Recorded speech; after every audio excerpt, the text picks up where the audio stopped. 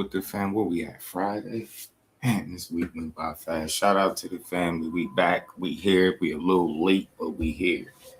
Want to talk about some boxing for a little bit, man. I might call these fights later on tonight, man. Got the champ, the unified champ, Shadeja Green back in the building. That's got to be great to see, man. I can't wait to see her back. I know she looked like she ready to make a statement tonight. I can't wait to see. I can't wait to see it. We got to talk about this, man. Got to talk about it. How y'all feeling though, man? I gotta get my intro and stuff set up, man. If y'all notice, I ain't been playing my intro. I ain't even got it set up yet, but we gonna get to it. We gonna get to it. Got to talk about it, Marcus. What's good, bro? How you feeling, man? What's good with it? What's good with it, man? We got to talk about Conor Benn, man. I guess Eddie Hearn was right, man. I think Eddie Hearn was right. He said it was no way Conor Benn. He said it was no way Conor Benn signed on to ZUFFA for just one fight for $15 million. And it seemed like he right, man. I think Eddie Hearn is right, bro. I think Eddie Hearn is right. They ain't. He signed a multi-fight deal, which doesn't surprise me at all. You know what I'm saying? And I think they kind of threw the bait out there a little bit with this situation. They wanted to make it sound as if he only signed for one fight, 15 million. It sound good, right? You like one fight, 15 million. Damn, Zuffa paying like that. Next thing you know, Berlanga over there, Richardson Hitchens over there talking about more M's and belts. So you see what's going on. Like, you just gotta pay attention, man. Boxing is a business, man, and I think they low key was trying to lure people in by announcing, because y'all ever wonder why they announce or they tell you how much money somebody is making? you ever wonder? And they was quick to say that, Conor Benn 15 million for Regis program. And think about it, they went against what they normally do, because Zuffa been matching people up kind of tough, you know what I'm saying? But they kind of threw Conor Benn a bone twice. They gave him a bunch of money, gave him an opponent that was on the way out. And now here you hear today that he signed on for more fights, just like Eddie Hearn was saying. Eddie Hearn know the business.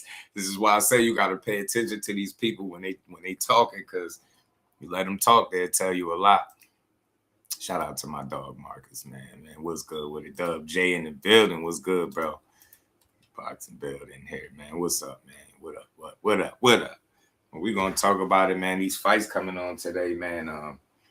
The ladies gonna show out. I'm invested in seeing these fights tonight. Like I said, I might call them if I got time. I'll do it, but we gotta see what Alicia Baumgardner gonna look like tonight, as well as my girl Shadeja Green. I'm keyed in. I need to see my girl do her thing, but all eyes gonna be on Alicia because she been talking a lot. She been talking a lot about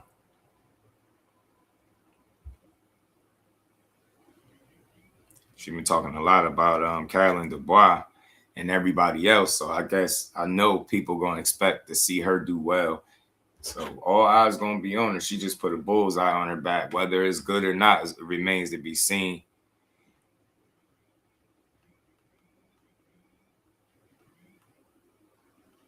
But we gonna find out. Hold on, my bad, y'all. My bad. What's going on? All right, my bad. Let's get to it. I gotta pull this up, man. Conor Benn done linked up with Zuffa for the long haul. We kind of knew this was happening, but 12 threes was good with it. But these fights that need to happen, I think I do, man. Obviously, Ryan and Conor seem like they on the same accord in terms of fighting each other. I think Raymond Morataya, out of everybody that does a bunch of talking, he don't do a lot of talking. I believe he'll fight Shakur. I feel like that fight should happen. And I feel like Devin and Rolly should have happened, but it's looking like that's not gonna happen. I just seen a video of somebody talking about Devin Haney signing the Zuffa to fight Conor Benn. I'm telling you, that promotional free agent stuff sound good, but till it's time to get paid, and these promoters ain't trying to cough up that bread. You get what I'm saying? It's cool until they ain't trying to cough up that money, man. Now you on the sideline. Now you Well, on I'm delighted to the sideline say looking that joining crazy. us firstly, fresh off his win from the weekend, is Conor You on the Benn with a sideline huge looking announcement. crazy without no opportunities. Kyle Cooley, bless his family, was good with it. Nah, she ain't. She, bro, yeah. Kyle said, "Who we blocking today? Who get blocked today?" This man said, "Alicia, the Tank Davis, just chill, man. All right, the stream just started. We only been here 5 minutes, bro. He already talking about Tank. Damn, you miss him. You miss it. You miss him. You miss little Tank. He'll be back, y'all. If Papa Schofield say he'll be back at 140." Jordan, what's good with it? You know what I'm saying? I know you miss Tank. He'll be back though, man. Just chill out. Bear 5 minutes and already like, yeah, gotta find a way to force it. Force the Tank Davis conversation. Yeah. Alicia, the next Tank Davis, she the face of body. No, she not. No, she not. No, she is not. She got 7 knockouts, bro. She got 7 knockouts. Some of that knockout stuff is a little bit hype. That's a little bit of marketing and hype. You get what I'm saying? She ain't been sparking people out like that. Tank knocked people out for real, consistently. And he don't got no 7 knockouts. You feel me? But that being said, look, let's call it what it is. Shout out to the Bomb Gardner, man. The Bomb. She'll be fighting tonight. She's one of the faces of women's boxing, right? She represents the sport, and I think in a pretty positive way. Like she draws some attention for the most part, right? But she ain't the face. You know what I'm saying? You got people that you got Clarissa Shields out there. You got the Katie Taylors of the world, Amanda Serrano. You got a nice list before you get to her. Faber G's what it do. But yeah, man, we're gonna get to this, man. 3 fights that I definitely feel like should happen, man. And they should have been next, low key. Let Ryan go fight Conor Benn, because that seemed like winnable fights for both of them on both sides. It's hope on both sides that either of them two could win, right? Keep Connolly going to look to put his guy in a title fight. He's not trying to put Conor Benn in there with somebody that, definitely going to beat him and don't provide the opportunity, right? So we'll see, man. I hate this sometimes. Instagram be pissing me off, bro. For real. And Jamal started salivating. I'm telling you, he came right in, pom-poms, bust out his shirt. Bust out his shirt, did a handstand into a cartwheel in a split. That's what they be doing, bro. We gonna talk about Tank today. That's we is. Stand on. But yeah, you already know, man. Shout out to Faber G's, man. You know it, bro. You know it. We gotta talk about it, man. Did you see?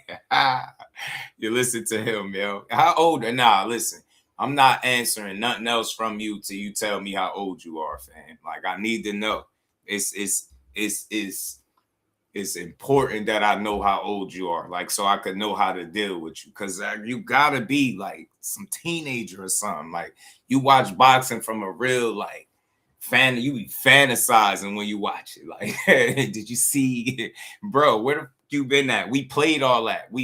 I played the whole interview where T.O. was talking all that. Hey, Boxing Bill, did you see T.O. say that he's still pissing blood and his health ain't right since the fight? Did you see that? You missed that part, huh? T.O. can't talk. He got in there and got his ass handed to him, bro. He was very respectful. Know what I'm saying? He got beat up. His confidence was gone. His face was bleeding. T.O. can't say nothing. He better move his ass up to 47 and hope that he can find him some light touches, because it's going to get sticky up there. Ryan F around and stop him playing around. You know what I'm saying? Devin to box him down. You get me? That's how it's going, bro. You get me? Man, but hit that like button, sub to the channel, support the build. We're gonna get to it, man. We're gonna talk. We here. We might mess around and be on till the fights go off. I don't know. We're gonna do it. We rocking out today, but we're gonna talk about it. Let's get to this video that I got up for y'all though. Again, this was Conor Benn and Dana White, and he was pretty much trying to explain that his Zuffa deal. And Yeah, man, he was on point, bro. Eddie Hearn know the game, man. Eddie Hearn said Eddie Hearn was confident too. He said, "It's no way, it's no way they signed him for one fight, 15 million to fight Regis." He said, without nothing else going on, he says, "No way." Eddie know, cause Eddie wouldn't have did it. Eddie like, man, we ain't paying him like that now. You know what I'm saying? Not for no damn Regis. Now I'm telling you, Eddie like, man, y'all done locked him in. So look, he better hope. He better hope he ain't burn no bridge. I'm telling you, it sound like he burnt that bridge. He might have to stay on that Zuffa side. Damn, glasses dirty. I hate glasses sometimes, bro. I hate wearing them. They get so damn dirty. All right, I think we good now. Think we good.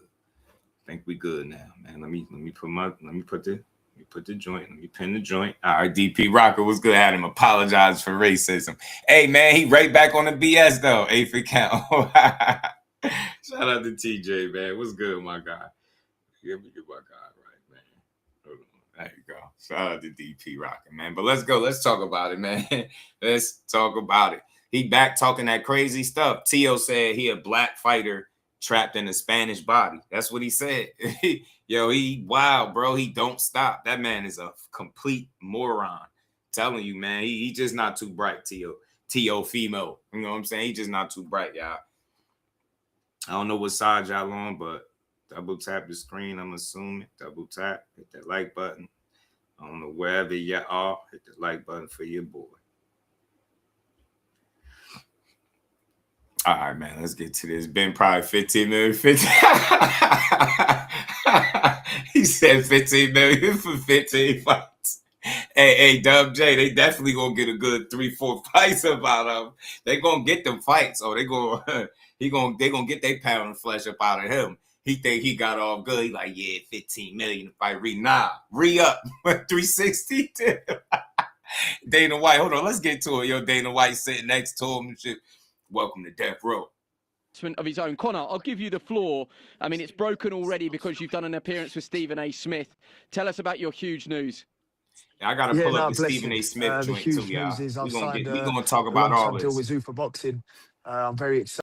Shout out to Howard, my dog, man. What's good? Hey, Howard, the other day, you got to pardon me. Sometimes I'll be seeing stuff and it be catching me at the last minute. You had asked me to react to something. It was something you had asked me to react to, but I did earlier in the stream. I don't know if you remember what I'm talking about. Got to pardon me. It just dawned on me. I remember you typing something. Yo, you got to react. It was a specific video you asked me to react to, but I actually did. And it was earlier in that stream, if you remember, though. Did you see Till says Shakur cheats? Yeah, yeah. Jannar, he wild.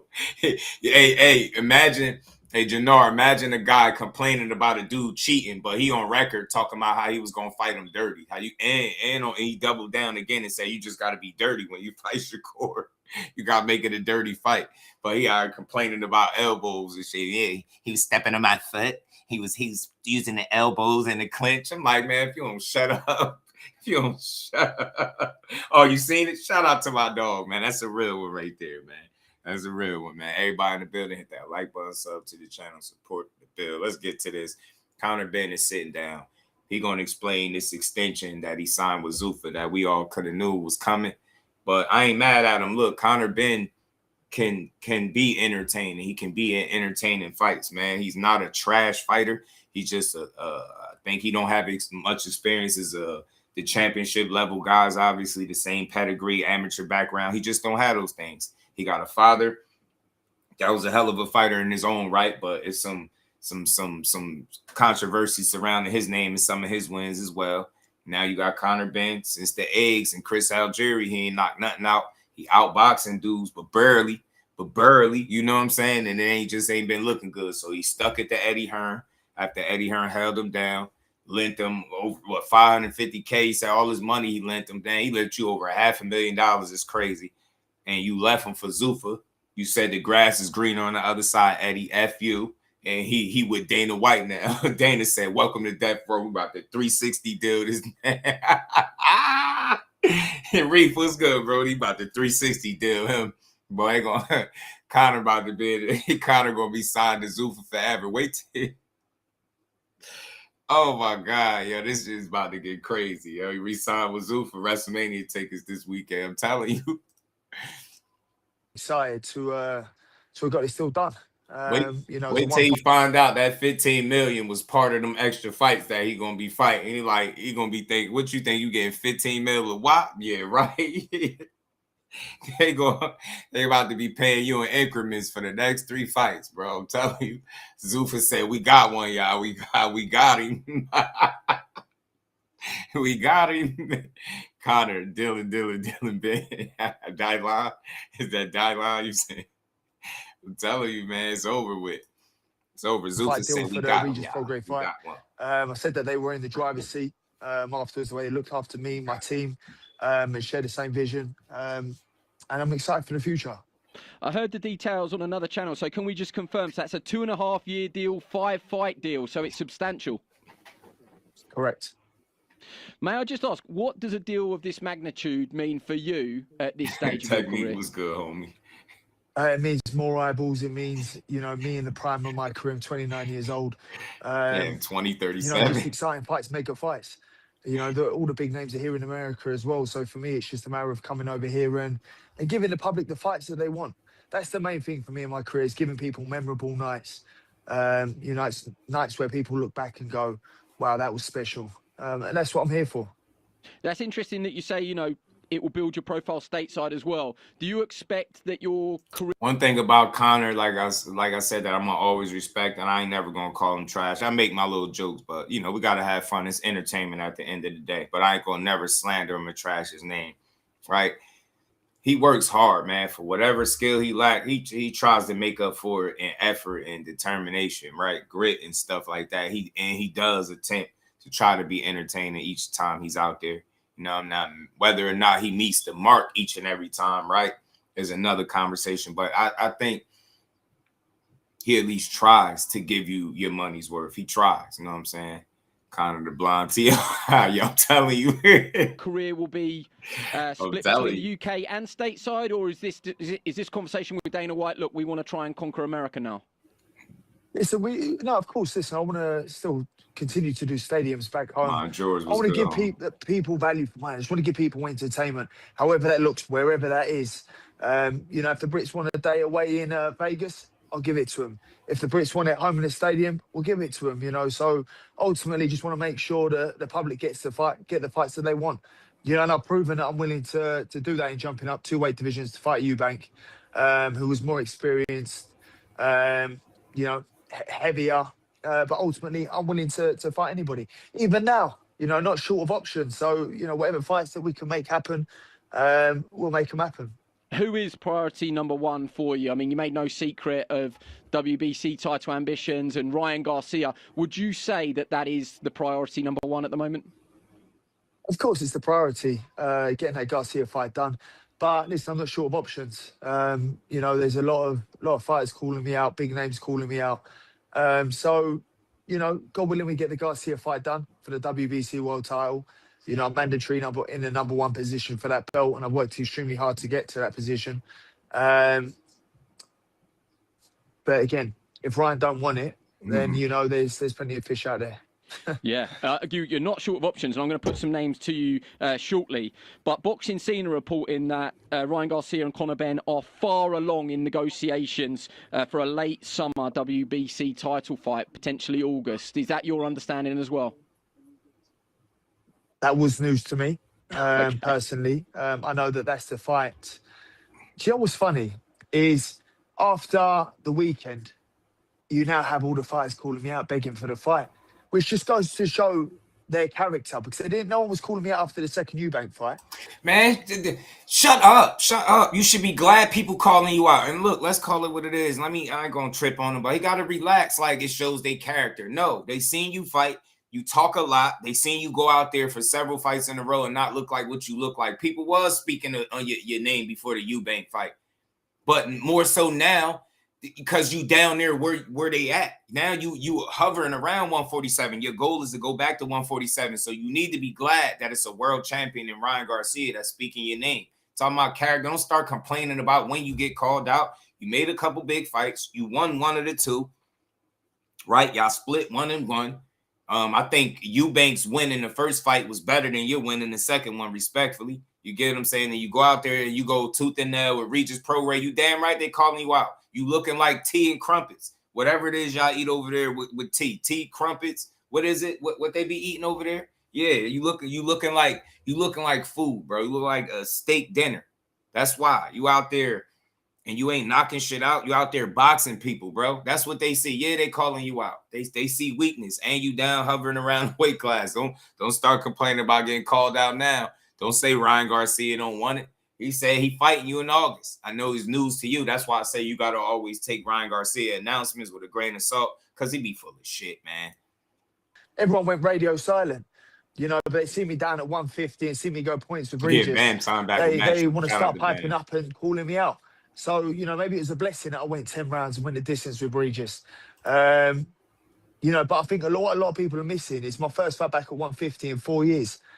Not only that. So again, that's why these people wasn't calling you out, because all of the people that's really saying your name, it's not like it's a whole lot, but the few fighters that's speaking to you now is because you closer to where they could actually make fights with you. Ryan Garcia, I don't know. There was some talk about Devin Haney, Shakur Stevenson. Like, you have people to fight now, but you gotta let go of that shit you did up there at 160. Don't nobody care. Now you back here hovering around welterweight. Better hope that power return, because it don't look like it to me. Telling you look like a school lunch, a free school lunch, bro. That's how they looking at you right now. Ryan Garcia out here throwing dates out there. That's how he said he gonna eat you up, Ryan said, "Yeah, we gonna eat that up. We gonna eat him up."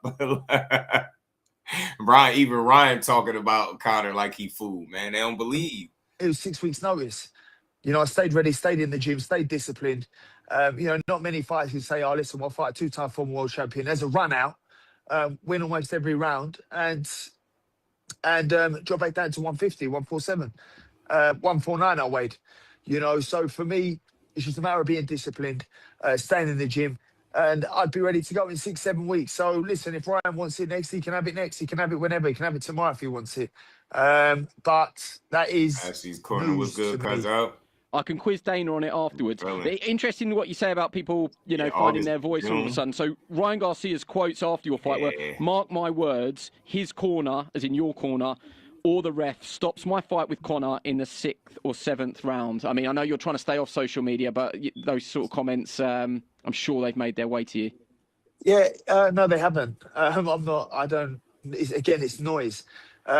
Ultimately, when he come back off of his loss to, when he come back, he fought Rowley. Yeah, and got dropped, got beat. Quite convincingly, in my opinion. Luke Campbell put him down years ago. He quit against Gervonta Davis. So it's I beat everybody I've faced. I took on Regis Prograis, 2-time former world champion, who's only been beaten by the elites on 6 weeks' notice. Bearing in mind, I've not competed at that weight for 4 years. That's discipline. That goes to show that when opportunities like this present themselves, I'm ready. I'm in shape. That's the difference between me and Ryan, and he'll find that out come fight night. I ain't fought. That was my first run out at 150 in, again, 4 years. So I'm excited to get back to 147 in there. That's why nobody cares if it's your first run at it in 3-4 years. We don't care. We've been said that. You should have stayed your ass at welterweight. Like, the only thing, look, I respect him taking the challenge, bro. I really do. But just as much as I respected it, I had to take a step back at it and look like, yo, you put a rehydration clause after selling to the world. You didn't need one, didn't care about the weight. Then you did it. The man was cooked in the second fight, which is why you beat him. You get what I'm saying? Then you come back down like you the only guy that ain't been fighting where you should have been fighting at, but you keep complaining about it, or you keep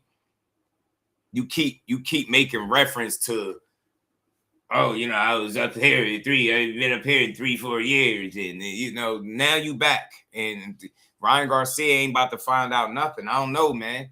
Regis Prograis dealt with your punches for 10 rounds, man. I don't know. Ryan Garcia might have something for you. That left hook might find a home for itself, man. It really might. You get what I'm saying? So you're gonna have to be on point. I think Ryan could beat you. I'm telling you. Said Rolly O'Connor a mashup. But yeah, because he put Rolly in like a headlock. Oh, was that Brian? Which one he put in the headlock? Nah, it was Rolly. Yeah, Rolly owed him that smoke too because he put Rolly in the headlock. And Connor put Rolly in the headlock, bro. He put Rolly in the headlock and he had a little shoving match. She had a little dust up cuzzo with Ryan. They had a shoving match. Check out my new egg video, eggs love. Now that Conor extended that ZUFFA, I highly doubt if Ryan fight happen now. Oscar hate Dana. That's what I'm saying. So it's like, I wonder, did he put fights on the table or take fights off the table? It's gonna get crazy, bro. You think Ryan is tougher than Regis?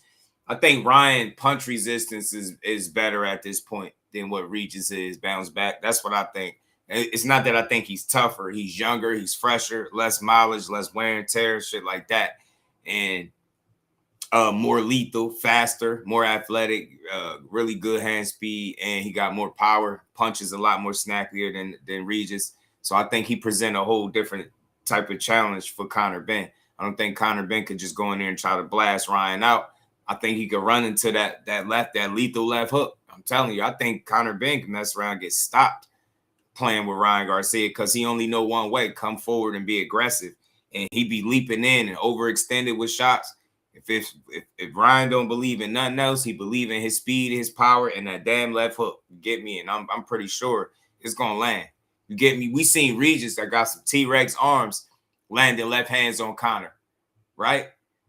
Ryan would definitely be able to touch him. So it's not that I think he's tougher. He's just younger and fresher at this point.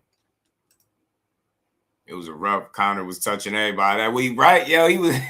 I ain't gonna lie, he was pulling up on people. I ain't gonna lie, cuz I respect it. Conor was pressing everybody. He pressed Ryan. He told Ryan don't be chatting shit in his city. He was wilding, bro. He had Rolly tussle with Rolly. That shit was wild. Rolly said some weird shit. Telling you, somebody gotta see Conor, man. He on the high right now. Zuffa paying that money. You know what I'm saying? He's sitting up there with the buffs on, with the blonde hair, Cisco'd out. Somebody got to knock him off the high horse. 8-ounce gloves. But he can talk what he wants. He can say what he wants. It'll be him who pays the price. My question would have been about the weight. Your team released that great clip when you step on, it's 149, and you turn to the camera. Obviously, great that you made the 150 limit, but you said we should have just done welterweight. Those extra £2 that you would have needed to take off, you convinced you would have taken them off, and it wouldn't have affected your performance. That 147 is the future for you. Yeah, listen, it's not easy having to make the weight. Yeah, it's not easy having to make 149 or 147, but ultimately I'm disciplined. You ain't gonna see me posting no videos or pictures of me crying, sweating in a sweatsuit or sauna, begging for my life. I ain't gonna be that guy. But it's not easy. I reckon I've got maybe a year left at welterweight. So I am so focused on getting a WBC world title that is the plan. It was challenging getting down in weight, but it's part of the game. I believe I'll beat Ryan quite convincingly, to be honest. You got to remember, as I said, I ain't fallen down at that weight in 4 years. Took on a tricky southpaw, 2-time former world champion who's only been beaten by the elites and lost a round. So it's what more do people want from me? First it was you can't box, then it was you rely on your power. Now I'm out boxing people. It's people still want to have something to say. People are gonna have something to say regardless. Now, see, the thing is though, because you be selling that knockout stuff all the time, and how you just gonna have a go at it, and how you gonna just get in there and just go and knock everybody out. And now that we not seeing the knockouts, and we seeing you go more rounds. We seeing you get hit more. We seeing you look more human, less explosive. Knockout power don't seem like what it once was. It's just what it is. That's why people on your back. You know what I mean? I respect your ability to box, to a degree in your last couple fights, but Chris Eubank was cooked. You're not a better boxer than Chris Eubank, respectfully. He was done at the weight class. That rehydration really destroyed him in that second fight. You know what I'm saying? So you got that, and then you got the fight where you outboxed Regis Prograis. People wasn't overly impressed with that. Pete Dobson, you outboxed him. People wasn't overly impressed with that. Again, because you sell this knockout fantasy that you can just get in there, you hit so hard, you so explosive, people can't deal with your power. Then they deal with your power. You squeeze out these wins, and then you try to say, oh, well, I'm showing people I can box, and they still complaining. People are complaining because the boxer ain't who you been, right? You've been a guy that's built your career off being the destroyer, this knockout guy. And that's why people are, critical of you, right? You not doing what you used to do. And it's after getting caught up with an egg situation. That shit was wild. You know what I'm saying? So we're going to see. We'll see, man. But now that you're around 47 again, you should be knocking guys out, right? You know what I'm saying? Yeah, he did Eddie. He did Eddie filthy, Rob. He did what's good with him. He did Eddie filthy. But I'll beat everybody I face. Eddie filthy. Some of the names that are flying around out there, if it wasn't to be Ryan Garcia, you mentioned those other options. Teofimo Lopez was there. I know you shared a moment where he made no secret that he would fight you. Shakur Stevenson, another, and Rolly Romero. Would you say that we've probably found your next opponent, Ryan Garcia, Teofimo Lopez, Shakur, or Rolly? I mean, Shakur's boring. Do you know what? Yeah, people like Shakur can say what they want. They'll never be in fight of the year contenders, and they'll never be in exciting fights.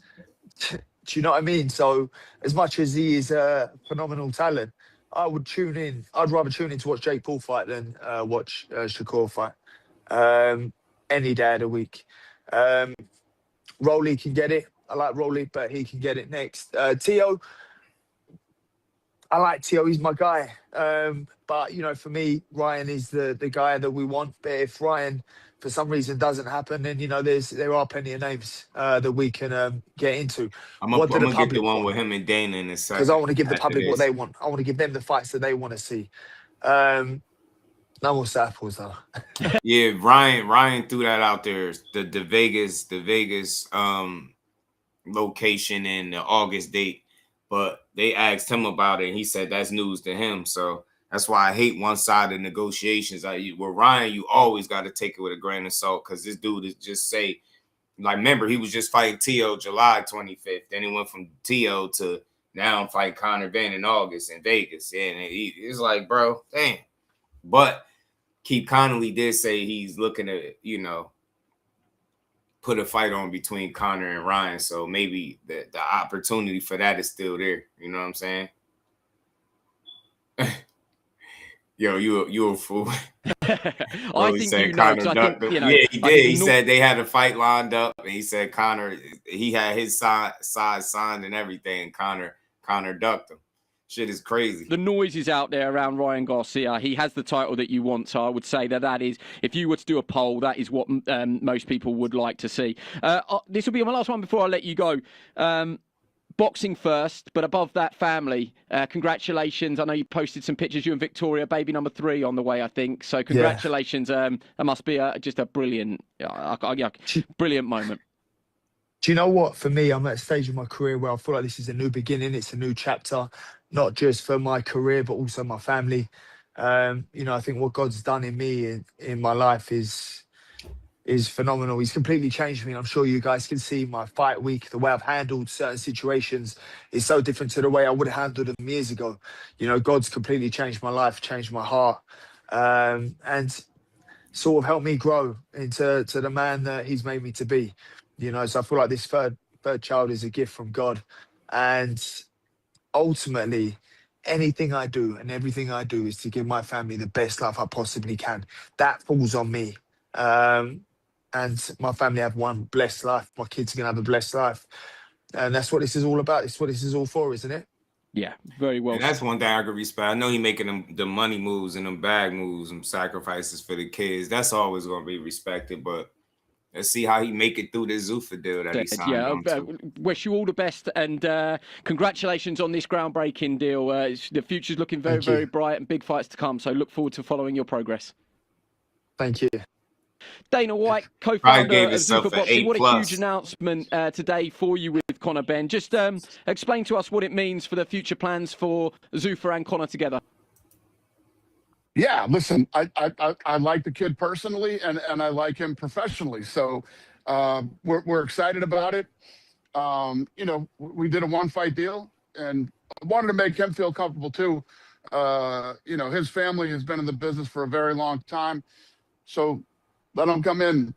You know, kick the tires over here. See how we operate, how we do business, what we have to offer out here in Vegas, and he obviously liked it. We like him, and now we're in business together for a long time. Yeah, multi-year deal. I've seen it announced there. So what does that actually entail, if I'm allowed to ask? Yeah, it's a 2.5-year deal, 5 fights. So I suppose the big question is, what next for Conor Benn? Yeah, hold on. I told you. 2.5 year deal, 5 fights. I guess that's 1 fight down the drain right there. He got 4 more to go. Who the hell is them 4 fights gonna be though? On Zuffa. You get what I'm saying? I don't know, dude. Is it me or do that sound crazy? 5 fights in 2.5 years. We in business for a long time. It's gonna take long. It's gonna take longer than 2.5 years, in my opinion, to fight 5 fights. Oh shit! Hey, nah, nah. We're gonna be having a fight every 3 months. Like, nah. Think about it. Think about what I'm saying. He had 1 fight. He had 1 fight already. Remember, because Eddie Hearn said, "Ain't no way they signed him for 1 fight for 15 million." Remember, he said.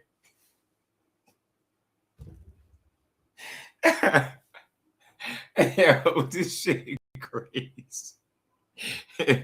This shit funny, man, because it's wild. Like, when you start to really break it down, all right, you had 1 fight. Now it start to make sense, right? It start to make sense. 2 a year, maybe. Yeah, maybe it's not as bad as it sounds, but I don't know. That means he can't miss a beat. You get what I'm saying? Like, he can't miss a beat. Every 3 to 4 months you fighting? Like, because he said 5 fights. I'm thinking 4 more fights. 2.5 years, maybe. But the thing is, those fights not gonna be what he talking about. It definitely is. Ryan definitely not next. He went from 1 fight to 5 fights in 2.5 years. This is crazy. I told you. I told you. I knew it. Eddie said it was more weeks ago. Remember, Eddie was like, "There's no way." I want to hear what his response is. Yeah, and no injuries, no cuts. He got to get out of every fight clean. And look, he just had cuts in this fight. He was cut on like both eyes. You get what I'm saying? That already set you back. That scar tissue. You get in there too soon. Now you got an issue going on. Telling you, bro, this.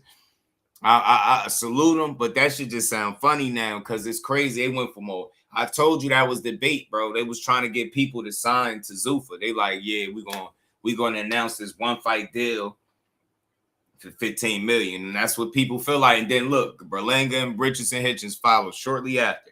Keith was like, man, you see how much they paying Conor? You know what I'm saying? Keith got them guys over there on Zuffa. Ain't no training camps, just. He got to train on his own time. Oh, this shit is crazy, bro. Man, this is crazy, bro. This shit is crazy, man. Garcia versus Ben. Ben getting stopped in England. I'm telling you, Ben might not get the fights that he want with them being on Zuffa because, I mean, that's the clearest point right there.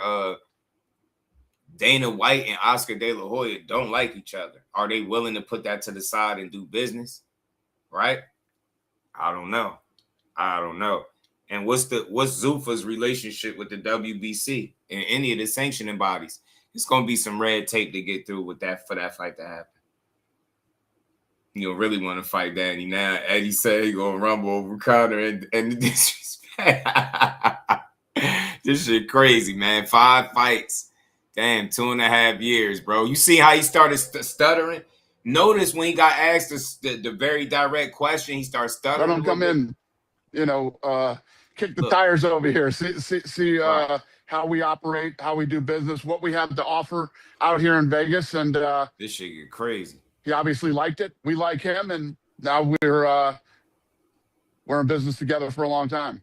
Yeah, multi-year deal. I've seen it announced there. So what does that actually entail, if I'm allowed to ask? Yeah, it's a 2.5-year deal, 5 fights. So I suppose the big question is what next for Conor Benn? He made it clear to us, and I think the whole world can see, there's no shortage of options. If you had your way, I'm sure you're all going to sit down around the table and thrash out plans. But what would your message be to him? What sort of route do you want to take him? So I suppose the big question is what next for Conor Benn? He made it clear to us, and I think. So I suppose the big question is what next for Conor Benn? Multi-year deal. I've seen it announced there. So what does that actually entail, if I'm allowed to ask? Yeah, it's Look. 2.5. Them the telltale signs. He started looking away. It's not me. It's not me overanalyzing, but that be them telltale signs of somebody telling you something ain't right. He start looking away. Well. It's very easy to say, well, this is 2.5, 5 fights, 2.5. It's just like that extra little bit to get your mind right. Vegas, and he obviously liked it. We like him, and now we're Dana had to look we're at in the business contract together for a long time. Yeah, multi-year deal. I've seen it announced there. So what does that actually entail, if I'm allowed to ask? Yeah, it's a Look, 2.5-year deal, 5 fights. So I suppose the big question is what next for Conor Benn? He made it clear to us, and I think the whole world can see, there's no shortage of options. If you had your way, I'm sure you're all going to sit down around the table and thrash out plans. But what would your message be to him? What sort of route do you want to take him? Hell no. Listen, all the guys that signed with us, what have you, what have you dreamed about? What did you want to do? What are your plans with your career? We'd like to hear all those things. And obviously, I'm about making the biggest fight you can possibly make. And all these kids that are signing with us, they feel the same way. I see Boxing Scene are reporting that Ryan Garcia and Conor Benn are far along in negotiations to stage a late summer WBC title fight. Obviously, that was reported before this deal was reported. Is that one of the options, Ryan Garcia? That would be a fun one. Well, I mean, that is a huge fight commercially, isn't it? And I suppose he's made no secret because that's the same belt that his dad won. What are the chances of getting that over the line? I'm one of these guys who believes anything is possible. So anything is possible. Okay. I mean, if it isn't Garcia, there's so many names out there. Rolly Romero, Shakur Stevenson, Teofimo Lopez, all of them in the wake of Conor's most recent performance have said they want the fight. Am I close to the truth there that it could be one of those guys? Yeah. Listen, it could be possibly anybody. We want to make the biggest and best fights. Love the Garcia fight and love everybody else you just mentioned. Yeah. What about his performance at the weekend? I'm sure Blunt he wants to make the best and biggest statement. That was a one-fight deal with Zuffa, so he wanted to impress. He obviously has done because you've done business. But how did you look at his performance in there? It was just above the welterweight limit, wasn't it? At 149, 150 pound was the fight. He weighed in at 149. You could tell by how he answered. He said he liked the Garcia fight, but it'll be interesting to see if he'll be willing to work with Oscar to get that fight done. And what that situation going to be, because it's been a whole pissing contest between them two. They go so hard on each other. It makes you feel like there's no chance they'll really want to do business with each other. But let's see. Let's just see if it's a possibility. But all those and and yeah, I like this fight. I know you don't know for sure what y'all gonna do right now, but I mean, if you're about getting, because you said you want to hear what the fighters' plans, their dreams, and all the stuff they want to do with their career. Well, he said he want the WBC title, so it's clear as day what fight you should be trying to work to get him. The hell with what you like. You said you want to make his dreams and stuff come true, right? I'm pretty sure that was a selling point, but there you go. He want to be a world champion. His opportunity is Conor Benn. I mean, Ryan Garcia. I don't think that none of them. He don't beat none of them other champions, bro. And I don't think he beat Ryan, but it's gonna get worse. It's gonna get worse from them other guys, man. I'm trying to tell you. So, hey, Let's see, Oscar. I'm telling you, man, Oscar probably gonna be like, Oscar gonna get in the way, man. Oscar gonna ruin the fight. So even if they do want it, Oscar might not want it. Oscar gonna tell Ryan to do something else. Here, take a fight at Victorville. We're gonna give him one of them golden boy fighters that's on their way out, and that's who Ryan gonna fight. Big shout out to Blunt Sports. Appreciate the love. Appreciate the color in the chat. He says salute my dream. What's good with it, Blunt? Appreciate the 5-piece, my dog, man. What's good with it, man? What did you make of his performance under the bright lights? Yeah, I think he was under a lot of pressure. Had a short time to get ready for the fight. Fought a, veteran southpaw. He looked good to me. He dominated the fight, in my opinion. It's funny because you always have these guys out there talking about, fighter pay. This kid gets paid, and literally everybody's hating on him, talking about his performance. And, after spending the last couple of days with him, I think he handled it all really well. Yeah, that's the thing, though, man. Just like with anybody else, he got criticisms of fighters after they fight. They damn sure was going to have criticisms of him. I don't feel like everybody is hating him. I definitely don't feel like everybody's hating on Conor Benn. I think they're going to be extra critical of a guy that is very outspoken about what he can do and what he's capable of and how ferocious and how hard he hits. And you know the spill with Conor Benn. So, yeah, man, and then he fought a guy that was on his way out with like 4 injuries. Knock it off. Yeah, he controlled the fight. He won pretty much every round except for one, like he said, but nobody was overly impressed by that. Like, if it was ever a time that you should have got a knockout, they set you up in that fight for that to happen. No disrespect to Regis, but they lined you up to look good and you didn't do it. And that's when people start being extra critical, because once the knockout power fall by the wayside and you're no longer getting rid of guys, now you have to box, and your boxing ability is not on par with the guys that you've been calling, that you've been saying you'll fight and you'll do X, Y, and Z too. It's just not. The Ryans, the Devins, the Rollies, all that, man. Even him and Rolly would be an interesting fight. I'm dead serious. Him and Rolly would be a good fight. Conor Benn and Rolly would be a good fight, but Rolly said Conor Benn, he ducked him. Let's see who these Zuffa fighters end up fighting, man, because, again, these dudes they trying to be their own league and they're not trying to play ball with everybody. But the problem is they don't have the talent to go about it that way. They're going to have to play ball with everybody else. You know what I'm saying? Because y'all signing people, but everybody that y'all sign want to fight fighters that sign to other promotional companies, right? You know what I mean? Is in bed with other networks and stuff. So y'all going to have to make this shit make sense. You get what I'm saying? Nah, they wasn't hating on Conor. And nobody hating on Conor. I ain't hear no Conor hate. I heard all criticism. I ain't hear no Conor Benn hate. Tell me what's hate. That's somebody said. He not knocking people out. This is after the egg situation. This is after Chris Algieri. You haven't knocked the soul out. And now people are seeing how you box, and you're not the highest level or most skillful guy. You winning because you're in situations where you're set up to win. That's what Chris Eubank was. That's why they had him fighting not only at a weight class lower than what he's supposed to be at, they had him with a rehydration clause on top of that. You get what I'm saying? That those fights were set up to try to make him look good. That's why he got it off in the second one, and they were so happy, and they just moved on. Then you set him up with a Regis Prograis fight on his way out. Dude had 3-4 injuries, man. They know what's up. They set him out to look good, but I just don't think he looked all that good, even in the fight that he controlled. You know what I'm saying? It was a sloppy fight at times. And I just expected more because of the guy that you had in front of you. You literally had a fighter that was knowing he was retiring, was thinking about pulling out the fight the day of, man. For you to not really, I don't know. I think he should have fought a little more impressive. You know what I'm saying? And Pride, what it do, homie? Said they were saying he's not worth the money before the fight happened. I mean, look, I'll say this, bro. Maybe to you, that's hating. To you, that's hating. That's to me, that's having people having an opinion. I mean, did he look like is fighting Regis Prograis worth $15 million? That's why they were saying it's not worth the money. They were saying the matchup. They saying he overpaid. And now that you find out, like, I don't know if you see the play. I don't think nobody was hating. They just calling it what it is. Nobody else was going to pay him no $15 million to fight Regis. Now you question if the $15 million was for Regis, or was the $15 million was for 2.5 years or 5 fights. And not the worst thing in the world, but it's a little diffy. It's a little diffy. You know what I mean?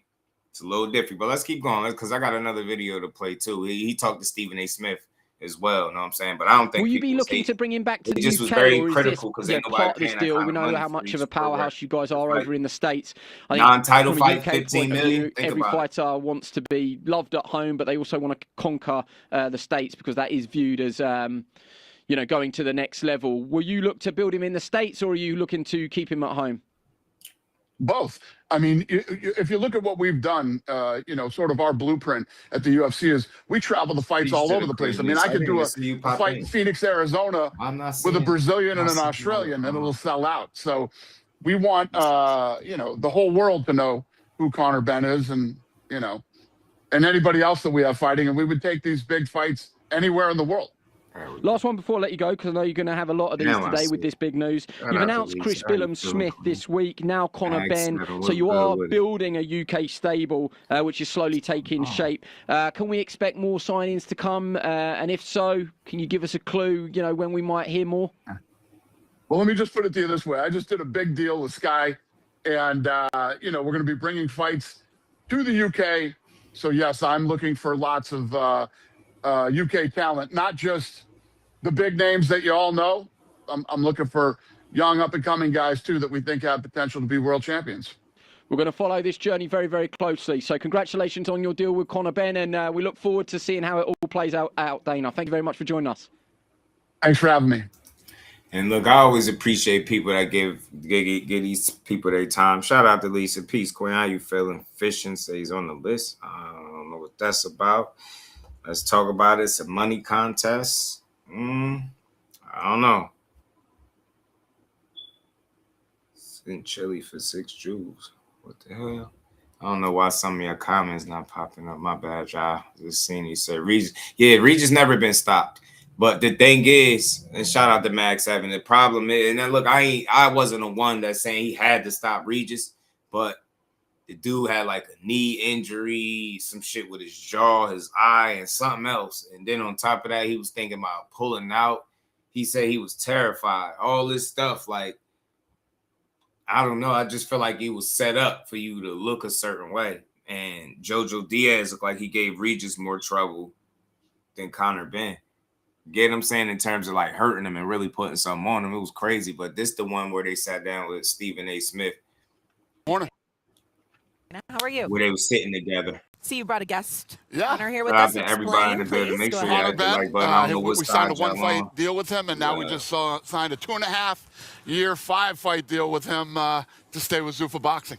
Amazing. Okay, go ahead. Let me say this. First of all, it's a pleasure to meet you, my brother. Very, very good to meet you. You too, Hey, low key, that deal probably was already signed when they first announced it. You get what I'm trying to say? Like, you go sign 15, then y'all sign on 2.5. That shit was all in the process. Package deal, bro. He was signed for 2.5 from the rip. You, my man. Let me tell you something right now. The brother's big time, 25-1. Damn it, I didn't think he should have lost the fight that he lost. Personally, I thought he won that one. Nah, he didn't. Come on, Stephen A. I get it. He in front of you, but everybody know he lost that first fight to Chris Eubank. He won the second one, but he lost fighter, that first. Great for boxing. And this man right here in concert with the Zuffa Boxing, I just want to say this to everybody. I've said this 1,000 times. It ain't about money, ain't about anything. Whatever it takes to uplift the sport of boxing, the right man is here because he's going to give us the fights that we want to see. And that's why it's so big that this man is sitting here, because I want everybody to know I'm going to do whatever I have to do to up boxing, to big up boxing, because it's a marvelous sport. And as far as I'm concerned, the promoters have ruined it, not the fighters. And now we got somebody that's going to make sure we're getting the fights that we want to see. Keep working on it. That's why y'all are here, and I'm happy to have you. Thank you, Stephen A. Appreciate it. I didn't know if you wanted to respond to that. Thank you, Stephen A. Yeah. What is the return? Why the return now to Philadelphia? What makes the city of brotherly love so special for UFC? Well, it's one of the fight capitals of the world. I mean, so much fight history in Philly, and we haven't been there 15 years with a numbered event is another reason. I want to travel around and hit a lot of the cities that we haven't been to. We seem to forget about COVID, too. There's that huge gap where there's a lot of places we didn't go. So, Philly. Is they playing random music in the back? Is one of them. Philly's definitely a fight city. Let me go to Conor Benn right here because I got this man right in front of me. Last time I saw you on the screen, you were in the ring after Shakur Stevenson. That was corny to just unnecessarily play that weak ass music because y'all started talking about UFC, man. Who controlling the sound and this shit? Won his fight. Bugging. But Ryan Garcia and the potential for a fight against him is what everybody's been making noise about as well. Where is your head in regards to that? What fight do you want? What have you told Dana White? Listen, was the fight that you want? We're going to try and make the WBC World title, mandatory for that shot. I've worked hard to get to that shot. But ultimately, I'm not sure of options. There's plenty of fighters calling me out. So we'll see what's there. Whatever fight the public want, they can get. I'm here because I want to make the biggest fights possible. Mm-hmm. I want to make the most memorable nights in boxing. Mm-hmm. The ones where people go, "God, what a fight. What a night. Something to remember. History made, legacy made." That's why I'm here. So whoever wants it can get it. That's who you are. I have no doubt about it. But I asked a very direct question. This is first thing. He don't know me that well yet. Who do you want? Like, who's the guy? Yeah, that's all I want to hear. That's all I want to hear, Dana. And look, that's why I'm here today. I feel like that's a fight that need to happen. It's obvious. I mean, Conor Benn been talking about fighting for the title, for the WBC title for a while now. The opportunity is here. If Dana White is truly on board with trying to make sure his dreams come true and make the biggest fights, it's a no-brainer. It's a no-brainer. He's not fighting Haney. He's not fighting Shakur, especially after boxing and looking like that against Regis. He can say whatever the hell he want. You don't want to fight nobody like that. I don't care what he said. That's the only logical fight, it seemed like, is Ryan Garcia. Hopefully they make it, but you can tell by how the questions is being answered that he don't know just yet who he fighting. Like, yeah, he said WBC title, but he keep talking about these options that he have and everybody that's calling him out. The thing is, it's a difference between who's calling you out and the options that are realistically on the table, especially with him being aligned with Zuffa. Dana, that's what I was asking about. Yeah. What about you, Dana? What do you? Yeah, I agree with everything he said. That's why I'm in the business right now, is to make the fights that people want to see, put on massive. You know what's crazy? So we were together yesterday, and he asked me, this is the state of boxing right now. He says, "Did you watch my father fight?" I said, "Are you crazy? When your father was fighting, everybody all over the world knew who, the champion was, knew who, when big fights happened anywhere in the world, everybody watched. Boxing was big in America back then. So that is my goal, is to make it that way again over the next 5 years." Dana, what has been your biggest learning experience since you've been involved with boxing? That this sport is way more broken than I even thought it was. Now that I'm involved, and how rinky-dink the sport really is. Elaborate on that. Tell the world what you mean when you say that. None of these guys had any vision over the last 50 years on building, reinvesting in the sport, and everybody's just, like I always used to say, every time you watch a boxing match, it's like a going out of business sale. They're trying to grab up as much money as they can, and then they run away and hide for 2 years, and then they pop up again and put on another fight. I think that's the problem too with boxing, bro. You're always saying, everybody's it's like crabs in a barrel. Everybody think they doing better than the next person. Everybody think they got the best vision and got the game plan to take boxing to the next level. In reality, you just finding another way to stay relevant in the sport and make money. Everybody gonna sell you something. That's what it is in boxing. You got people that sell you the dream, and then you got people that deliver the shit. He's selling the dream right now.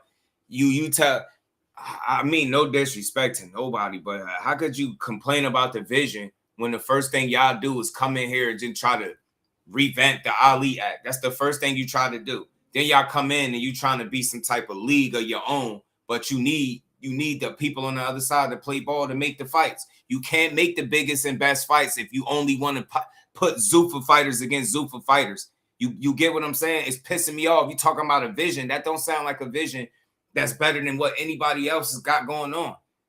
So far, I'll give them credit. They make competitive fights and some solid cards, some decent cards, but to critique everybody's vision or input in boxing and like just lump it all into one, man, every time you see a fight, it's like a going out of business sale. Now, that's not every time we see one.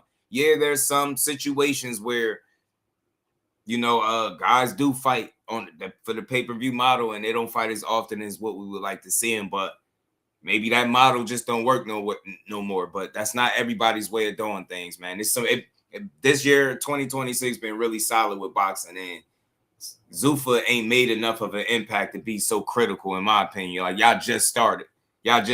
So, and one of the first things you did was sign Conor Benn $15 million in 5 regions. I don't give a what nobody say. Business, why you can't tell me that made sense? Why do y'all think shortly after they're talking about an extension? The extension is nothing more than what he already probably signed when he lined that up. It was never no one fight for $15 million, and they're gonna make sure of that. And you seeing it now. So again, you beefing with Oscar when you should be playing ball with the promoters. To me, that's the same type of mentality that old media, like nobody wants to play ball with the next man, but how you gonna make fights? You want to go back and forth with Oscar. Oscar has the fighter that your guy that you just signed for $15 million for 5 fights, 2.5 years. He wants to fight him. So wouldn't it make sense for you and Oscar to put your petty differences to the side, stop having a pissing contest, and make the best fights? So again, we're gonna see in due time if he's about making the biggest and best fights, or is he about just making more money for himself? Because right now, we gonna learn a lot with this Conor Benn experiment. For sure. Shout out to OT. You already know he do. Teach, what's good with it, homie? How you feeling?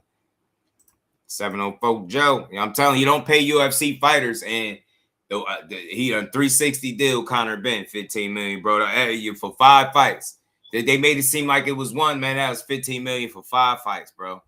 I mean, I've already done more fights this year, my first year, than all the promoters combined. You know, it doesn't make sense though. No, he hasn't. He just talking, bro. No, he hasn't. See what I'm saying? And that's why I feel like that's the biggest red flag to me.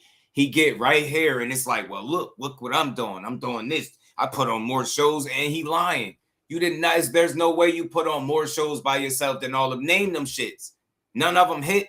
What recognizable shows were people like, man, you remember that Dana White card? Nobody said that. Nobody. That's the problem. This shit ain't UFC, bro. You come over in a boxing because you losing UFC fighters, man. I question his motives, bro. I do question his motives.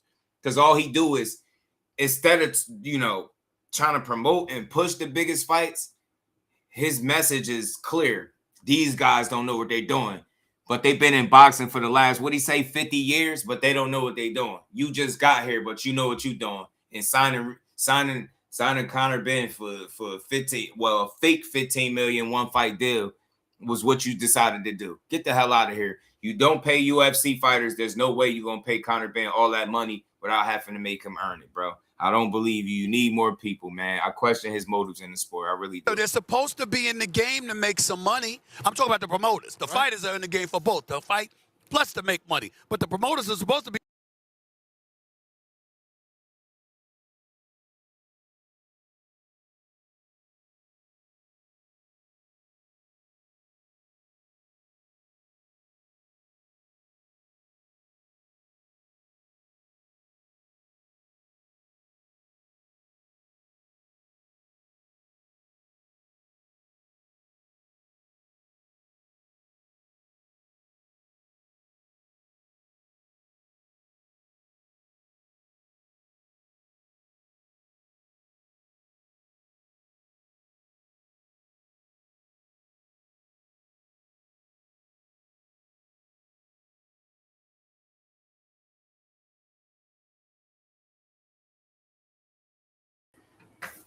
I don't know why my connection popped out for a second, y'all. And if you're not putting on fights, how the hell are you making money? It doesn't make any sense. Yeah, I heard some of the other. I don't know, man. The week almost up, man. The biggest drawback I have so far with using Restream is it just your connection just randomly drops out of nowhere.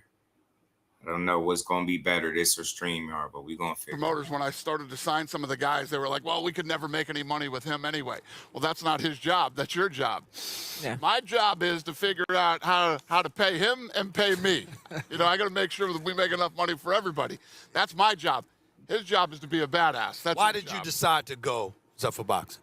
Notice what he said. My job is to make sure we got enough money for him and for me, and for everybody. Notice like little shit. I don't know if I'm reaching or if I'm just hearing it too much, but I'm thinking too much into it. But you hear it's like, I gotta get me paid, him paid, and then everybody else. I'm telling you, Cause all this shit going on, he ain't complaining about no money. He good, but them UFC fighters, they dropping like flies. You look at what they've done with UFC. Look what they've done with WWE. They plan on taking over, and we all share the same vision. It's a different audience, massive platform, and something I'm really excited about. It wasn't an easy decision, but I've made the right decision, and it feels right in my heart. It feels right with the team, the way that they've looked after my team, and the direction we're heading in. As a fight, damn, yo, so he really just did Eddie Hearn dirty. Motown was good. Damn, he shitted on Eddie, so he ain't going back to Eddie no time soon. He said he chucked Eddie to Duke, said the grass greener on the other side. I'm lining up with Zuffa. 2.5 years. And you heard Eddie said after the Conor Benn stuff, he ain't dealing with no more Keith Connolly fighters no more. Conor Benn included. So this deal got to work out for Conor, because that would be crazy if you had to go back to the same person that you kind of stabbed in the back after he held you down.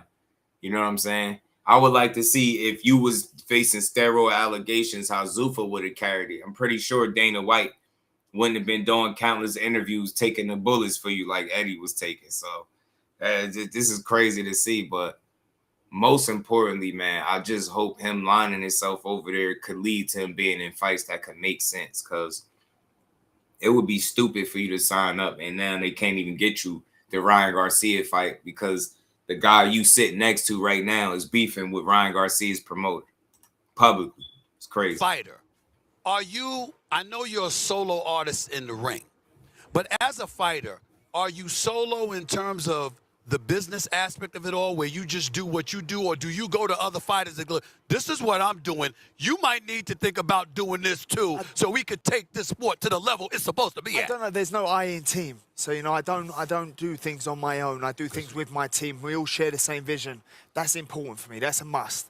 Is we all share the same goals, and we've got a long-term plan here, and no doubt we'll execute it. Right. My job is to stay in the gym and give 100% in training, and the team allow me, with the same vision we have, to allow me to fully focus on being the best fighter I can be and deliver entertainment to the public.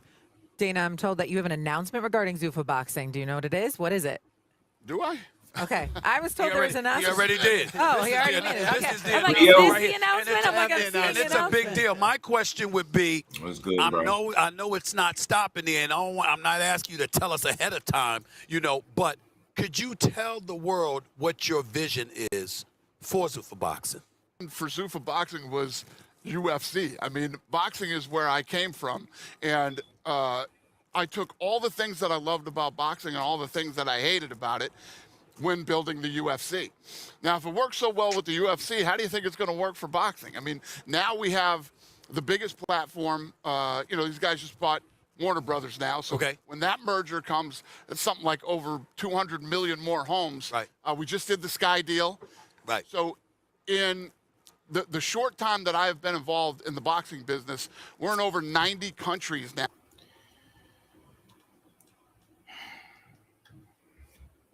Shout out to Creole. Boxing needs a change. Can y'all still hear me?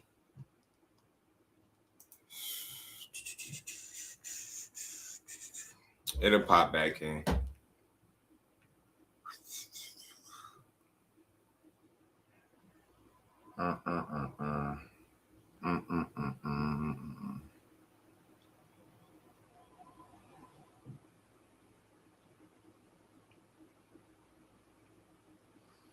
This damn Zuffa Boxing, man.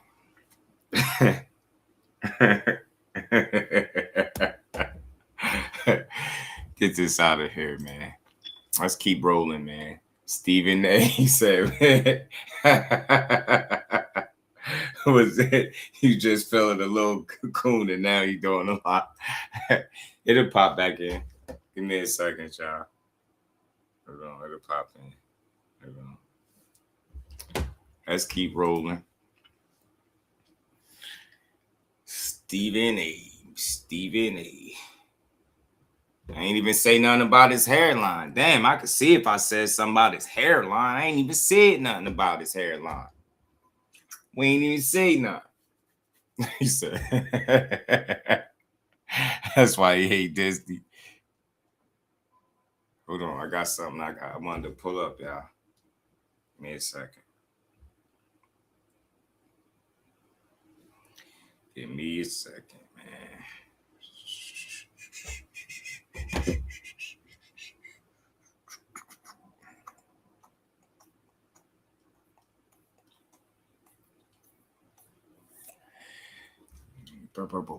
Let me find this. What am I looking for?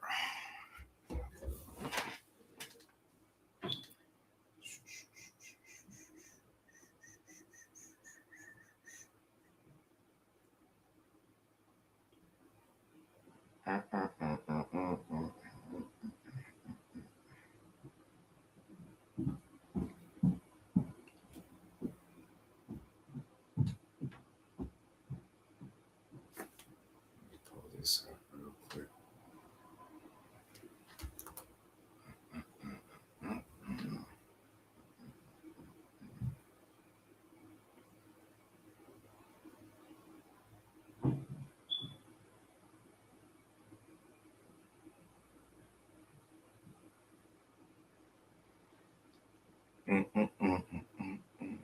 Oh shit, that's what I wanted. We back, y'all. Sorry, my bad, y'all. My bad. We're gonna just keep it rolling. I gotta pull up. We talking about Conor Benn today, man. Gotta get back to this dude. He been getting a lot of airtime, a lot of interviews. This guy with this blonde hair, the blonde bandit. Let's pull this back up, man. Shout out to the fam, though, man. We back. We back. Mark Whitty never left. All right, let me get this joint up.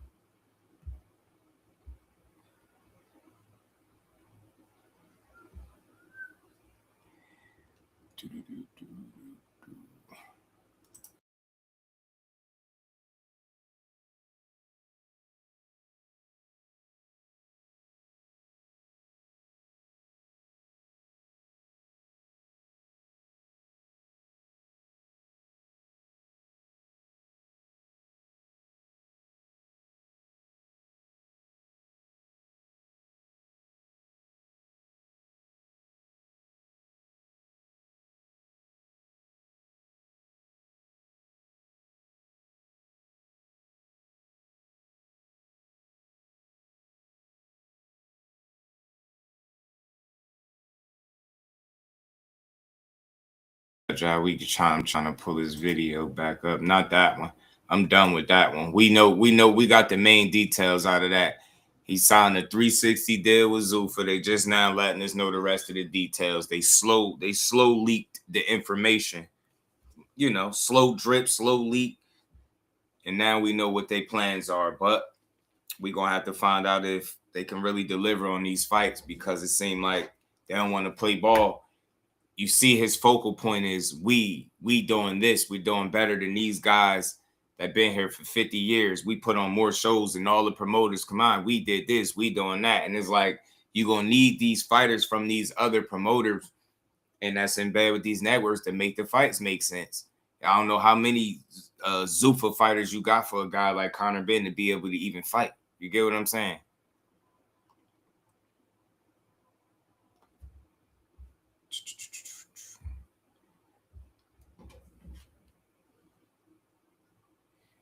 So, you know, you could take some of them fights right off the table. Ryan Garcia, probably not going to happen. Ryan, I don't know who he going to fight.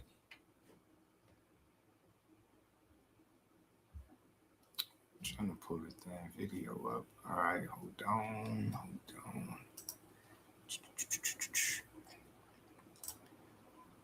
See some. Give me a second, y'all. I'm just trying to get some stuff together. I'm gonna get this video up.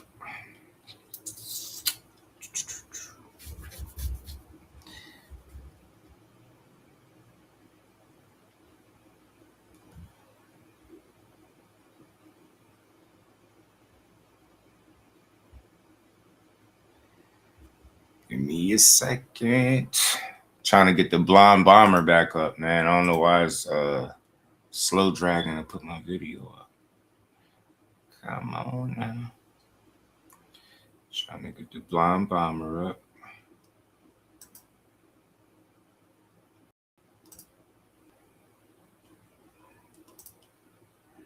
Boom, boom, boom, boom, boom, boom, boom.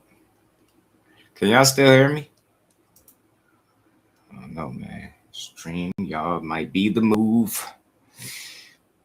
All right, let's see. Let me know when you get. How's everything looking? Looking good.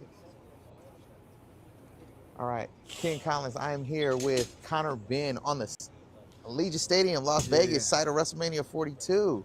How's it feel to be in Vegas right now? It's a blessing. It's always a blessing. Yeah, yeah. You're just coming off your win. Congrats on the win. Thank you. And then a lot of noise started happening after that. Yeah, okay, I've heard that you're not on social media. No. Social media exploded. Yeah. A lot of fighters That's coming good. out. That's good. Shakur, Ryan, T.O., a bunch of others. Where were they? Where were they before though? You tell me. Exactly. I bet. Exactly. Well, I don't know where Best they were, show. because all I know is I was calling for all them fights. Best show. Nowhere to be seen. Yeah, after Shakur's fight, you were in the ring Yeah, with him. no, He called you.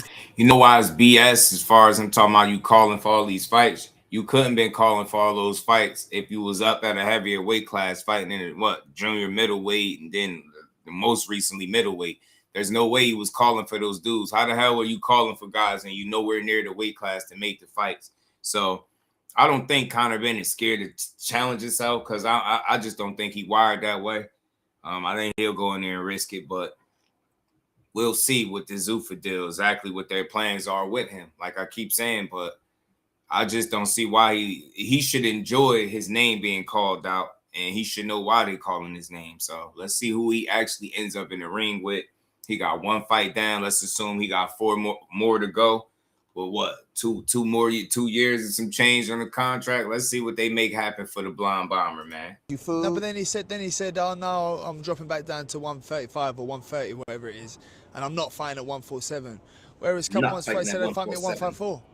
You know, so it's just cowardly, you know, because for me, I fight anyone. I've jumped up 2 weights to fight my arch nemesis who was more experienced, you know, former interim champion, this and that.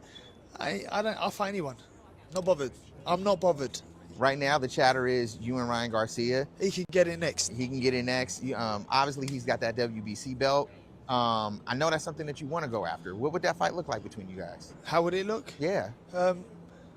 Listen, I think he's athletic, but ultimately the difference will be me. Well, listen, I'm back in the gym straight on the Monday after the fight. I've run over 30 kilometers this week already. I've only fought on Saturday, you know, so that will show in the fight. The discipline will show. You know, ultimately the Regis fight was a fight on 6 weeks' notice, a run-out fight for me. First fight back down at that weight in 4 years, you know. So, and I done it easy. You know, it didn't come out of first gear. Yeah, it seemed like to get back down to the weight cut seemed pretty easy for you. It's never easy. I mean, it's never easy, but you made it look easy. Yeah. I mean, listen, it's never easy, but you get it done. Right. You know, you just got to be disciplined. Now, is staying at 147 something you want to do, or you want to go to 154? I think I have maybe 2 fights left in me at 147. Okay. And going to get the belt is one of them. Yeah. So that's something interesting. You feel like you got 2 fights left at this weight class. Let's see what 2 fights it'll be. Interesting to say, because it's like you did all that work to get back down there just for 2 more fights. So let's see if one of them be a title shot, because I tell you what, you don't get a title shot down here at 47, man. It's going to be tough to see you getting it at 54. We're going to see. So for years, fans have been advocating for a boxing league with other leagues apart from their own, recognize any other leagues besides their own. The thing is, to me, I don't think boxing needs a league per se, right? I think all parties involved need to come to some type of common ground and work together.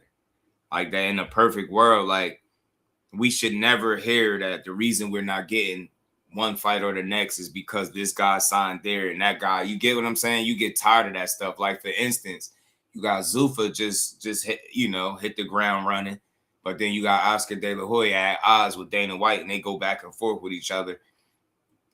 What's the likelihood of them being in a rush to do business with each other if they so against it? You get what I'm saying? So it's like I think that's just what boxing need. You need people that really care about the sport and putting on the best fights possible that makes sense, and not with all the games, man. Not stringing the fans along and telling us the reason why two people can't fight is because one guy's here and the next guy's there. It's just it's not enough reason to not make the best fights happen with all the money, especially when you running around here throwing around $15 million.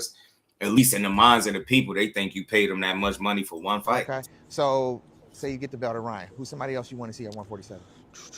Is that where we can possibly get the Shakur fight if we can talk him to come up? Forget Shakur. Shakur's just a talker. Like he is just a talker. Like because he was never really gonna make the fight with me. Like never in a million years. And now he wants to talk. And now he's just all talk. But his style isn't a fan-friendly style. So he has to talk. You know, because as much as he's a good fighter and a technician, nobody cares. You know, so I want the biggest fights. Listen, if the public want the fight, the public can get it. I don't care. I don't mind. But don't then, Kurt was good, bro. Don't then go to me, oh yeah, and I'll fight you 154. Or then I'll fight you 147. But I want a rehydration clause. But I want this. Oh, but now I'm not fighting at 147. I'm fighting sticking at 135. Then stop wasting my time, bro. Stop tweeting. Yeah. Well, who at 154 would you want to see? Because that division is starting to really. 154. Yeah. You got Fundora. Fundora. I'd fight Fundora. I'd fight Tim Tszyu. I'd fight. Now you'll fight Fundora and Tim Tszyu? Nah. Think about it, bro. You going back and forth with a dude that had one fight outside of lightweight at 140. You've been going back and forth with him. You ain't thinking about no damn Tim Tszyu. That's the first time I ever heard you mention Fundora. You damn sure ain't trying to do that. We'll see. Time will tell. He said he got 2 fights. 2 fights left at this 147, as he like to call it. Let's see what those 2 fights are. Listen, whoever the public want, it could be even fighters at 160. You know, if it's the fight the public want, I'll go up to 160 and fight whoever. I'm genuinely not bothered. All right. Now, it was just announced you got the 2-year 5-fight deal with Zuffa. That's after having the 1-fight deal. So it seems like the first date went well. And you decided exactly. to I like that. To go first ahead and, date went well. Yeah. Mm-hmm. Yeah. Nice 3-course meal. Yeah. Yeah, nice glass of red. Decided to say, let's see what we can do with this long term. Yeah, it went well. Yeah, so how did that really all shape out after that? It was quite straightforward. I knew what I was in for.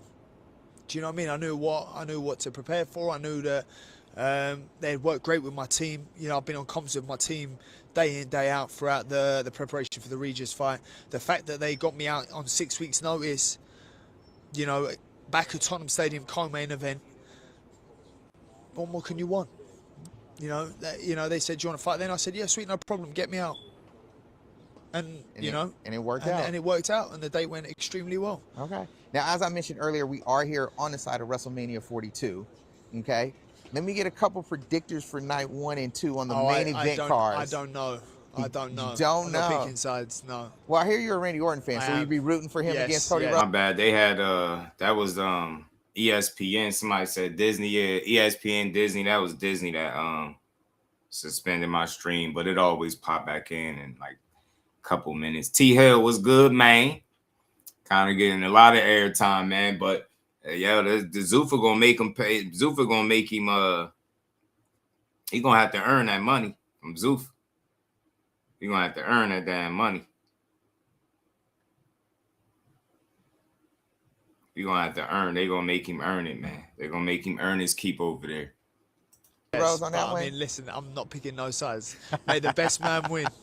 Well, we might see you maybe appear on the event. I would love that. Okay. Definitely. I'd love to get up on there for sure. Right. And then before I let you go, let me get your top 5 wrestlers all time for you. Top 5. It could be anybody of all time.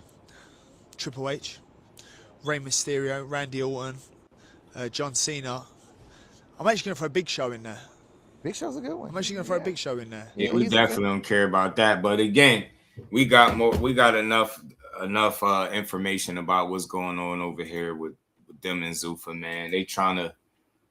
I think they use Conor Benn as like some bait in a way, and I don't mean that in no funny way. But I think again, they just getting started. They're trying to find ways to be attractive to other fighters. And I think one of the ways they done it was announcing his deal the way they did it, so people could feel like that's what's going on over there. And if you really pay attention, like they got some more signees, it seemed like, because of it. So they got these signees going on over there in Zuffa. But now they telling you today, 2.5 year deal for 5 fights.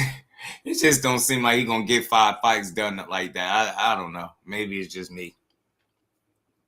Maybe it's just me, man. So it's not 1 fight there. It don't seem like it, bro. It don't seem like it. Nah, they saying 5 fights, 2.5 years. And I know it's like, I feel like the Regis fight had to be one of the 5 fights. I don't feel like it's like he just signed a whole new deal all over again. Like they trying to make it seem like they brought him back on board. Like we just did a one-off and then bring him right back. Nah, Eddie was on point. Eddie, y'all was trying to make Eddie jealous by overpaying Conor Benn, end up stuck with him. Now y'all got to make something shake for him. Telling you, yo, business is crazy, yo. They be using fighters as pawns, man, while they out here playing games. Hold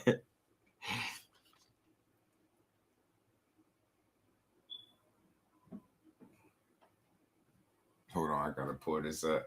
Yup, 5 fights, 2.5 years. And you notice, I mean, no money came up again because we already know that 15 million was included in all of that. So shout out to him though, man. I hope one of the things I was talking about today was these 3 fights that need to happen. I think Conor Benn needs to fight Ryan Garcia. I think it's a good fight for both of them. You know what I'm saying? I think Devin and Rolly should have fought, right? But Haino's fans said that Rolly ducked him. And the PBC doing bad business. Raymond Mortai and Shakur, I think, is another great fight to make. Robert Garcia is talking about it. They might as well make the fight. It's no better options for none of these dudes. None of them. Now I'm seeing Devin, somebody, you know, shout out to Blue. I seen him do a video, said something about Devin signing a Zuffa to fight Conor Benn. Yeah, all over the place, man. If he got to sign a Zuffa to fight Conor Benn, that's a weird move to me. It really is. But I guess that's part of being a promotional free agent, as they like to call it, right? So, yeah, I think so. I think they're using him as a pawn for sure. And I mean, look, they and I don't even want to say it just that way, right? I just think they used him like the carrot, right? We gonna dangle it. Look what he's doing. Look, we getting him paid, man. We getting him fights. We getting him paid. 2 things that fighters need: money and activity, right? And that's what they provide Conor with, you know what I'm saying, over the next 2.5 years. But if it ain't gonna be the right fights, it ain't gonna matter. You know what I'm saying? Yeah, you can make the money, but you ain't gonna make the impact. He's saying he trying to make big fights. But let's see what they do. I hear what they said, but let's see what they do.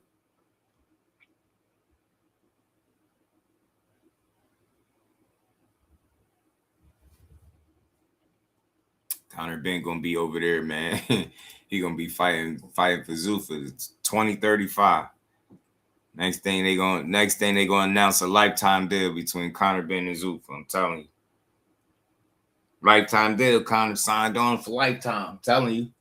Then we got a big decision to make. You know, if he got it for, I truthfully don't know where none of these dudes go.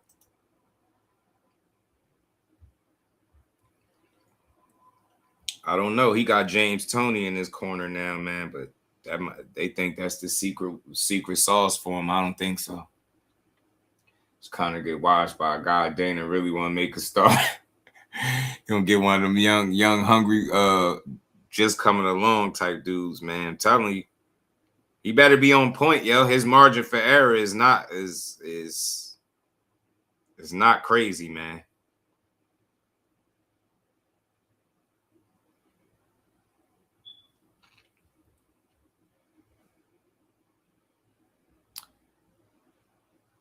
I wanted to pull up this video.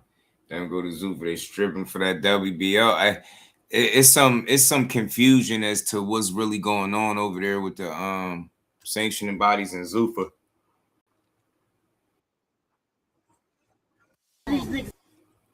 Something I wanted to touch on briefly. I meant to speak on this the other day, man. I was some stuff going on with AB. Man, has y'all been catching this with AB? Have y'all been seeing him streaming with Dean the Greek?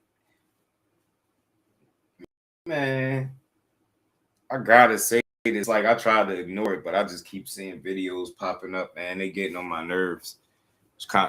They getting on my nerves, man. If AB need to go sass in the corner somewhere, or he need real help, bro. I think anybody doing anything for him right now, they need to not record this dude. Like, I think that's the worst thing you could be doing right now is recording this dude, because everything he doing is looking crazy. You on camera, look like you was trying to drink, and you clearly got to be drunk. Because the worst thing about alcohol is people, like, their perception and their reality is distorted, and they'll really convince themselves that they perfectly fine to drive, and the dude drunk, and they trying to help you, and you spazzing out on the guys that's trying to help you. Meanwhile, somebody sits there in the corner the whole time recording like an idiot. Hey, if they touch me one time, knock one of these niggas out. I'm trying to tell y'all I'm good, man. Nigga, I don't give a fuck, gang. You're doing too much right now, bro. Don't touch me no more. And I'm telling y'all, and I'm serious, bro. And I'm dead ass, bro. You could just hear it. Like, you could just hear it in his voice. Like, you could just tell that this dude is definitely intoxicated. They trying to stop you from drinking and driving, man. Why I'm talking about this, because I'm disappointed. I hate to see this, man. Definitely was one of my favorite fighters. Always rooted for AB. Always rooting for this dude. But, man, he put himself in some weird situations, bro. He put himself in weird situations, bad spots. And I get the whole streaming community and all that. Everybody streaming and trying to, do what they doing. But this ain't it, man. You see a guy ain't in the right mind, the last thing you need to do is have him on camera. If you got any kind of respect for him, like, so at this point, I don't even know if I can blame the people or AB for constantly putting himself in situations where it just looked bad. Don't touch me, no, Nigga, you act like niggas is ops. Niggas trying to help you, bro. What you don't touch me no more. I'll do you, bro. Stop, bro. Hey, chill out, bro. Hey, bro, don't do that. Why you right now? What you mean? Chill out. What you mean? Chill out. Come on, man. Hold on, wait. Chill out. He's stepping back like You putting your shit up. What you mean I'm step back, nigga? Chill out, gang. stop, bro. With all that, Stop. I'm on your side, nigga. I'm on your side, I will nigga. flip you niggas, bro. Y'all better quit saying. Y'all everybody, don't touch me no more. Why y'all keep acting like I'm drunk, nigga? I ain't helping you, bro. Nigga, I ain't drunk, bro. You's a bitch. These dudes really be convincing themselves they not drunk. Boy. Come on, guys. Yeah. You's a bitch, boy. That's why, nigga. Nigga. Nah, you ain't gotta break them up. No, nigga. No. Okay, but get a keto, bro. You Never. You trying to drive drunk, nigga? Nigga, I'm gonna drive. Nigga. You dumb as fuck. I am. Bro, you lit. That's why you can't control your liquor. You out here like a bad bitch in Miami, nigga. What did you on? Fat ass.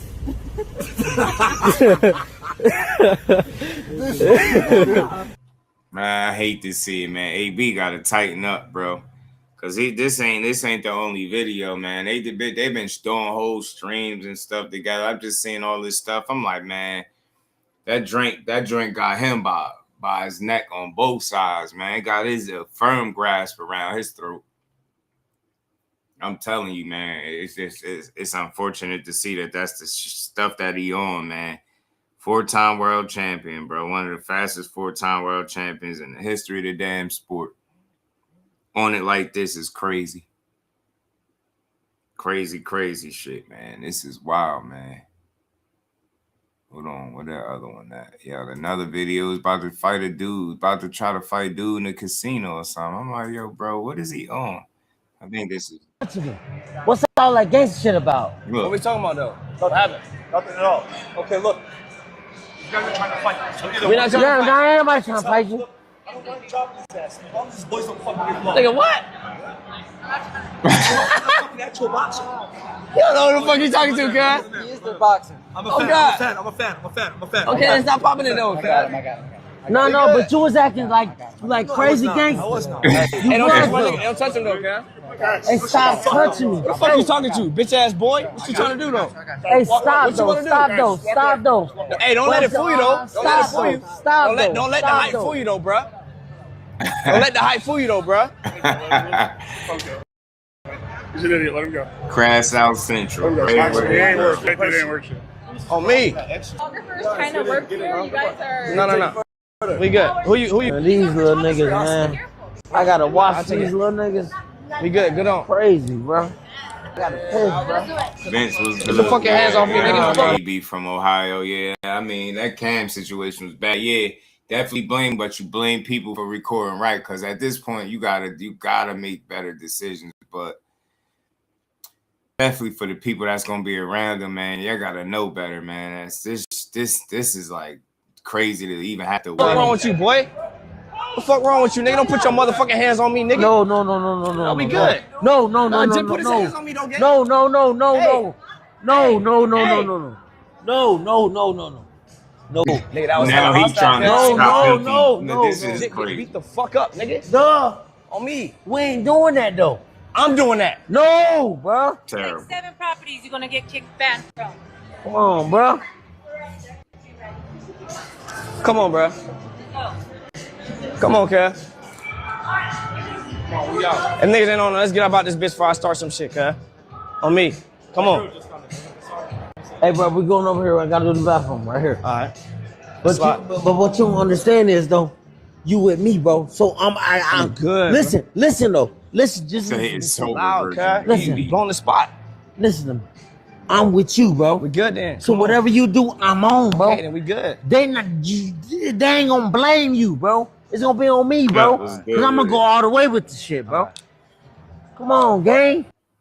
So he dropped ball juice on him. Yeah, I seen that video too. Dean sober and dumb as hell. Yeah, you gotta tighten up, man. If y'all gonna be having AB streaming, man, make sure it's the right kind of environment, man. Cause that is not a good look to be on stream. Dude out his mind and you just cool, you just chilling. Nah, it's a bad look, man. Hate to see that with AB, man, but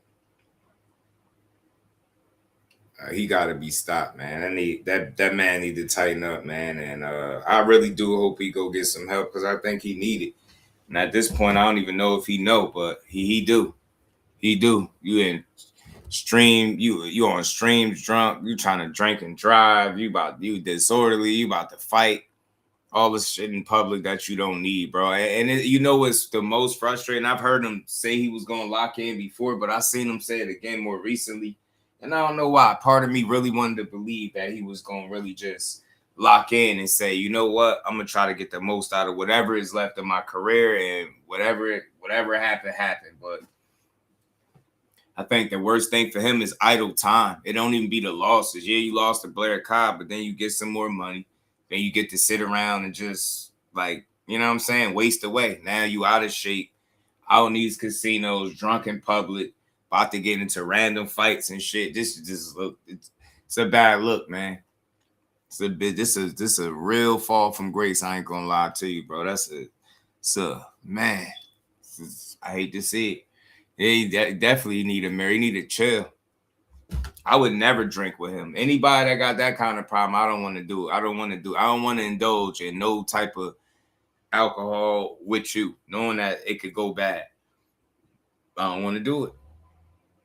Yeah, he got all these kids and stuff too, and then this stuff gonna be shared for years. You know, once it's in the the internet world, it's there forever. It's like a damn fingerprint. It don't go nowhere. So I think about his kids having to see these videos with him just looking like this, crashing out, being drunk, just not acting accordingly, man. This ain't how you want your pops to be out here acting.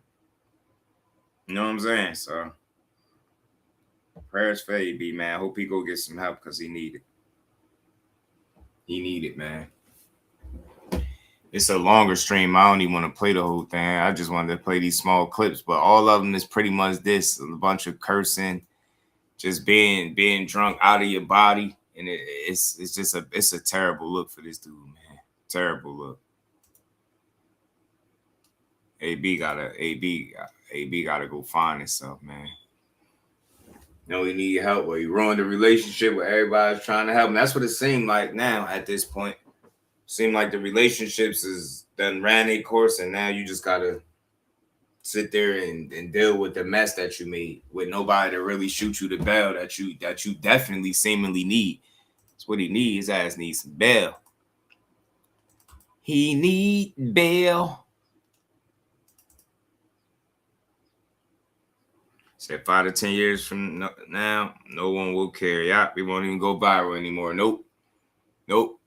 And it's crazy because now when you do go viral, it's like for the wrong shit, all the wrong stuff you going viral for is crazy. Damn, bro, all that talent, bro. God be blessing people with talent, man. And it's just unfortunate how that shit end up happening, man.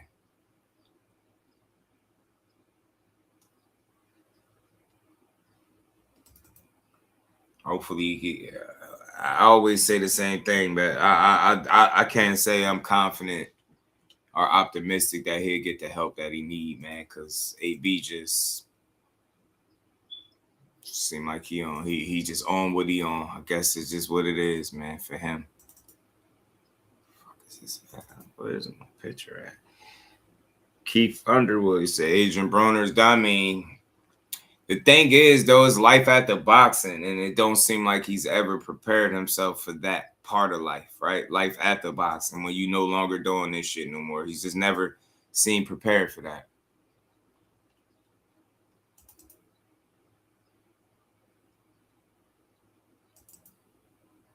And you're in a situation where it's gonna be hard. It's gonna be hard. Yeah, hell no. I ain't drinking with one either, in pride. I don't want to babysit one or drink with one. Nobody that don't know how to handle liquor trying to drink and drive, that would have been the last for me. Blade, what up? That would have been the last for me. That would have been the last for me. That would have been the last thing I would have done. Be nowhere with you drinking no liquor, bro.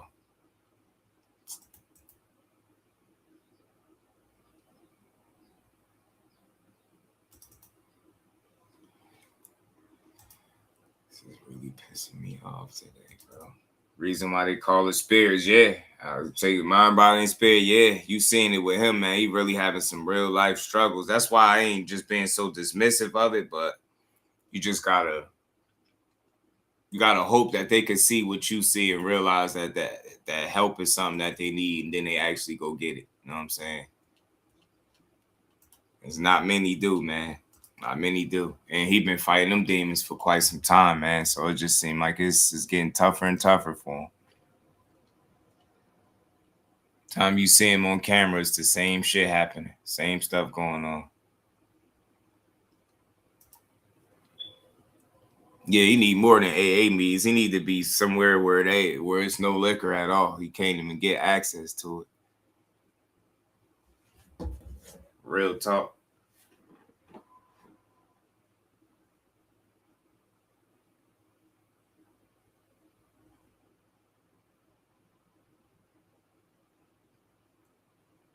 Yeah.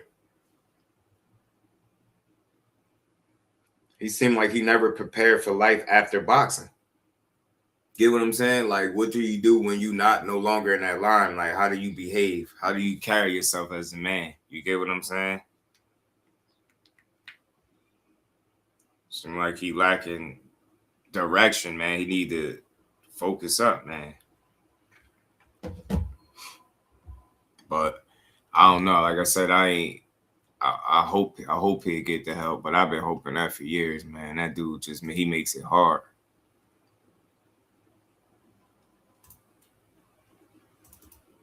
He makes it.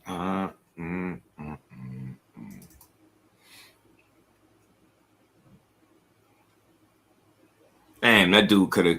And see, I'm a little bit mad at Floyd. That's why Floyd should have gave him that fight. Remember that clip that I used to always play from Cigar Talk, where he was saying about getting his just due and him and Floyd fighting and never having to box again? Man, Floyd should have gave him that exhibition fade, man.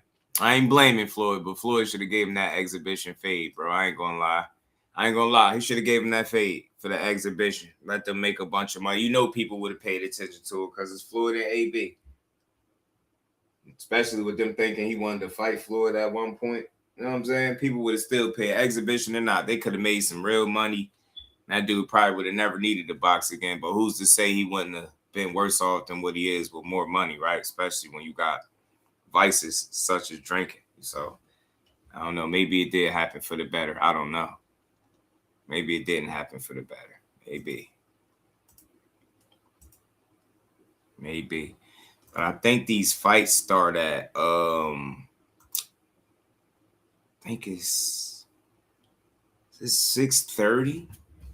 I think these fights come on and they coming on ESPN. I'm seeing should be a decent night of boxing, man. I want to see my girl win. And I ain't gonna lie, I want to see how Alicia Baumgartner gonna look tonight because she she got eyes on her because she's been going back and forth with either Clarissa, talking crazy about Caroline Dubois. So good time to do it because everybody gonna be looking at her, but it's gonna be bad if she don't perform. She gonna have to perform. Everybody gonna expect her to look a certain way. Everybody gonna expect her to look a certain way, especially with all that talking that she been doing. Let me pull this picture up though, man.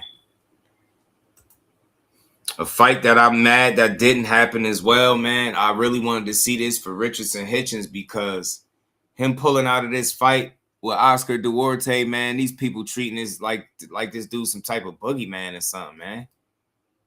Like Oscar Duarte is not no damn boogeyman of no sort. Nothing of the sort, man. He ain't never beat nobody remotely as talented as a Hitchens, man. I don't even know why people are going so crazy about this dude. Saying Hitchens ducked him. I don't think he ducked him, man. I just think he got to get control of his situation. These dudes, what it sound like, it's only too many times I'm going to hear you had a tough weight cut. You either don't eat right, and you need a nutritionist. Now you saying you got one. Like you've been needed that, but I mean, better late than never. It sounds like you need to go up. How many tough weight cuts you need to have before you need to go up, man? Nutrition is my ass. You just need to go up. And you over there in Zuffa that got a 40-pound weight division. You might as well move your ass up. You pull this up because Oscar Duarte was going off on Hitchens, man. Tay was good, ABI. Just like the rest of the family, he just had the most shine. Telling you, man, it's crazy. The Asian chick cook AB. Might as well bring the weigh-in outfit down to Miami and work the pole. You stupid. All right, this is Hitchens, man. This is what Hitchens is saying, and he been getting a lot of blowback from this, man. He's saying if Oscar Duarte want to fight him so bad, tell this to let's set it up after his next fight, bum ass fighter. You already killing your the respect you would get for fighting him because you already letting everybody know you look at him as a bum. You know what I'm saying? But I wish he would have made it to this fight because ever since then his name ain't been good. Everybody don't take Hitchens serious no more. I feel like he find reasons and ways to get out of fights.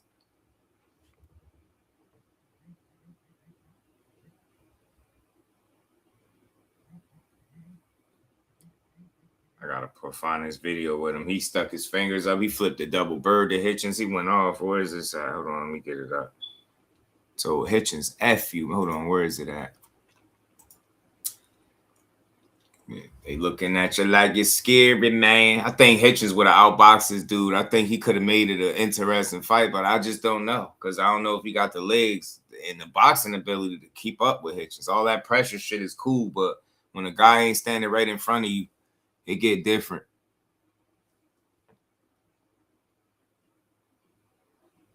Where's this shit at, man? Bro was sticking his finger up. He flipped Hitchens the bird. So for Hitchens to F him, man. I'm like, oh, man. Oscar Duarte out here flipping you the bird, Hitchens, man. What's going on, G?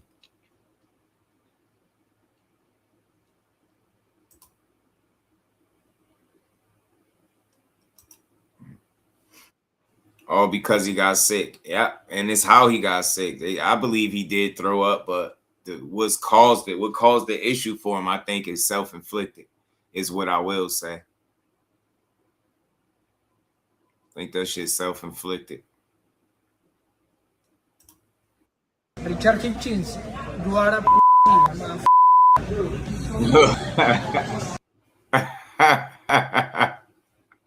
You know it's crazy when them doing the poppies don't respect you. Richard Hitchens, you are a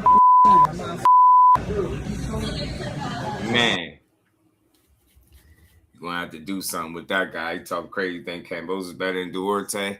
Nah, I think Duarte would have been more of a challenge because I think Duarte is less wear and tear, fresher, younger, more of what he is than what Cambosis is. Cambosis literally got the stoop beat out of him. I think Loma beat the hell out of him, and then Hitchens put the finishing touches on him for real. So I think Duarte would have been a better fight, definitely, than Cambosis. But ultimately, I just think, like, he's not Duarte. He bring pressure. He's a pressure fighter. He's strong, got good punching power and stuff. But when I don't hear enough about your boxing ability and you getting in there one of them pure boxers, yeah, you might can make him have some tough rounds or something, push him, have some tough moments and stuff like that because you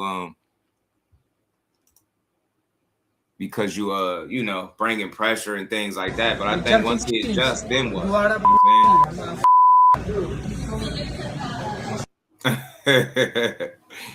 I gotta play this video real quick from Duarte, man. He was talking crazy to Hitchens.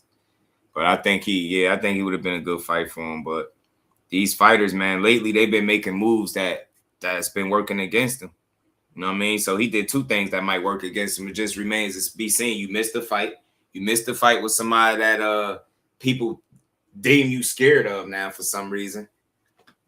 And now you over there with Berlanga and Zuffa, and y'all over there dancing around with Dana White like it's all figured out. But I don't know who the hell they gonna fight. Both of them dudes. I don't know who the hell they gonna fight.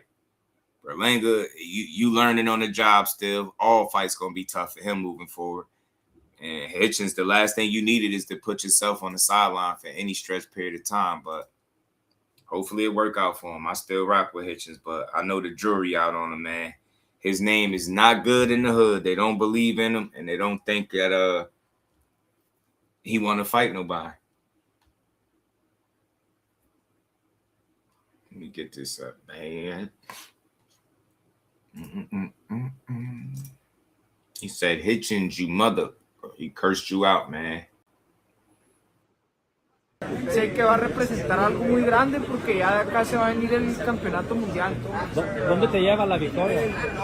Me lleva, no sé todavía dónde, pero sé que me lleva a cosas muy buenas. I feel like if you trying to make a name for yourself and you don't speak English, you should really consider speaking English.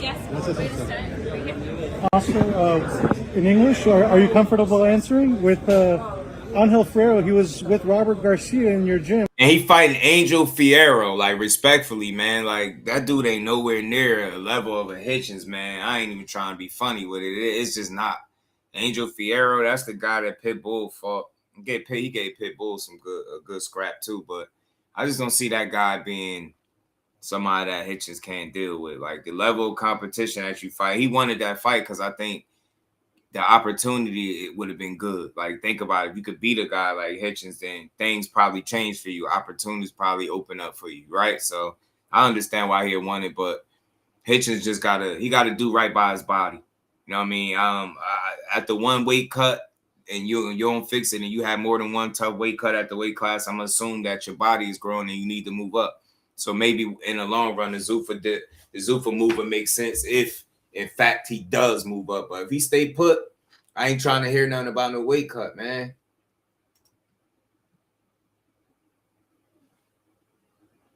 Did you guys develop a relationship the brief time he was there? Yeah, Taishiro Fierro is a good fighter. I see in the gym a little bit, no sparring with Taishiro, no. I see and lo saludé y todo. Sé que es un buen peleador, aguerrido, sé que va a venir con todo a pelear y estoy listo pues para dar una gran pelea. He's seen him in the gym. They never spot or anything, but he's seen him around, and he knows that he's going to bring in the fight, and he's ready to fight. With the previous fight against Hitchens, you've had some time to think about it. We saw him sign with Zuffa Boxing. Do you believe everything that happened on the day of the fight, or do you still have your suspicions? ¿Crees con todo lo que pasó con Hitchens del día de la pelea cuando se rajó y ahora que está con Zuffa, piensas que todo pasó como pasó o todavía piensas que algo pasó más? No, yo pienso que se rajó, que no quiso pelear conmigo, es la verdad. Y pues no pasa nada, yo ahorita estoy en mi momento, estoy listo para pelear contra quien sea. Ya no fue contra él y pues ya estoy contento por esta gran oportunidad que se viene. No, he thinks he quit. He didn't want to fight him, but it doesn't matter because he's focused on himself and he's ready to fight whoever. Thank you. Yeah, it's hard. It's not many outs you can give Hitchens. I mean, look, I just don't think he's scared of no Oscar Duarte. I don't know when Oscar Duarte became some boogeyman or some shit, but yeah, tough guy, pressure fighter. But didn't Ryan stop him? Like, we seen him stop. We seen him beat before, man. Hitchens is what I think would have boxed to a victory. The only question I really have is how he would have made it look. Would it have been a rough fight, tough, or would he just made it, smooth sailing and just boxed him and beat him? I tried to give him some leeway, Tay, when he said he didn't want to fight Matias under the IBF rules because he didn't want to be, weak or nothing fighting that dude. You know what I'm saying? Because he dangerous. But then it's like the moves you make after that put you in a bad situation. But if what I know about Hitchens is true, man, he sometimes in your career you're gonna make decisions that ain't the best for you, or you're gonna be in situations where it ain't gonna work out the best. And I'll see how he rebounds. So look, yeah, you got sick, you missed the fight, you had to pull out the day of and all that stuff, but you made a move to Zuffa, right? You still got your IBF strap. I think I did hear that he might be allowed to fight Lindolfo Delgado, who's not a bad fighter. He's a good boxer in his own right. I don't think he's much different than Duarte. Different fighters, but as far as levels, man, shit, Lindolfo might be a better boxer than Duarte. More skillful guy. So if he fights him, I think it'll be okay. But hopefully he get allowed to keep his belt, because if he can't keep his belt, this is all for nothing. Thank you. No motorcycles this time? No, this time only focus in training very hard. A win here, who would you like to fight? Would you like a rematch with Ryan? After win this fight, I wanna fight with Pitbull Cruz. Oh, yeah. Right here.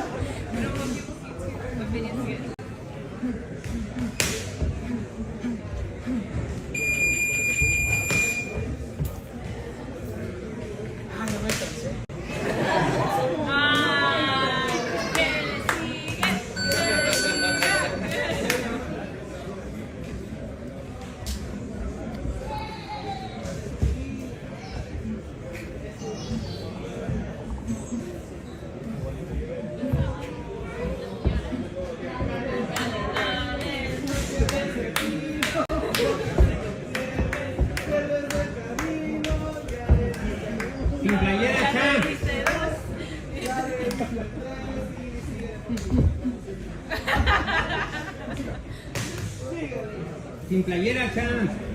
Mucha ropa, mucha ropa, mucha ropa.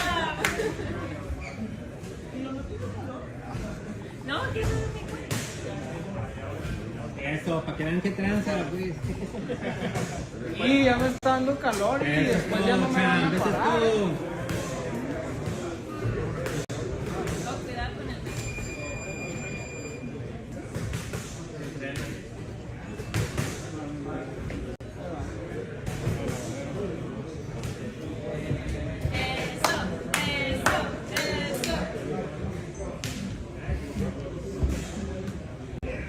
I'm bad, y'all. I was on mute. All right, Duarte.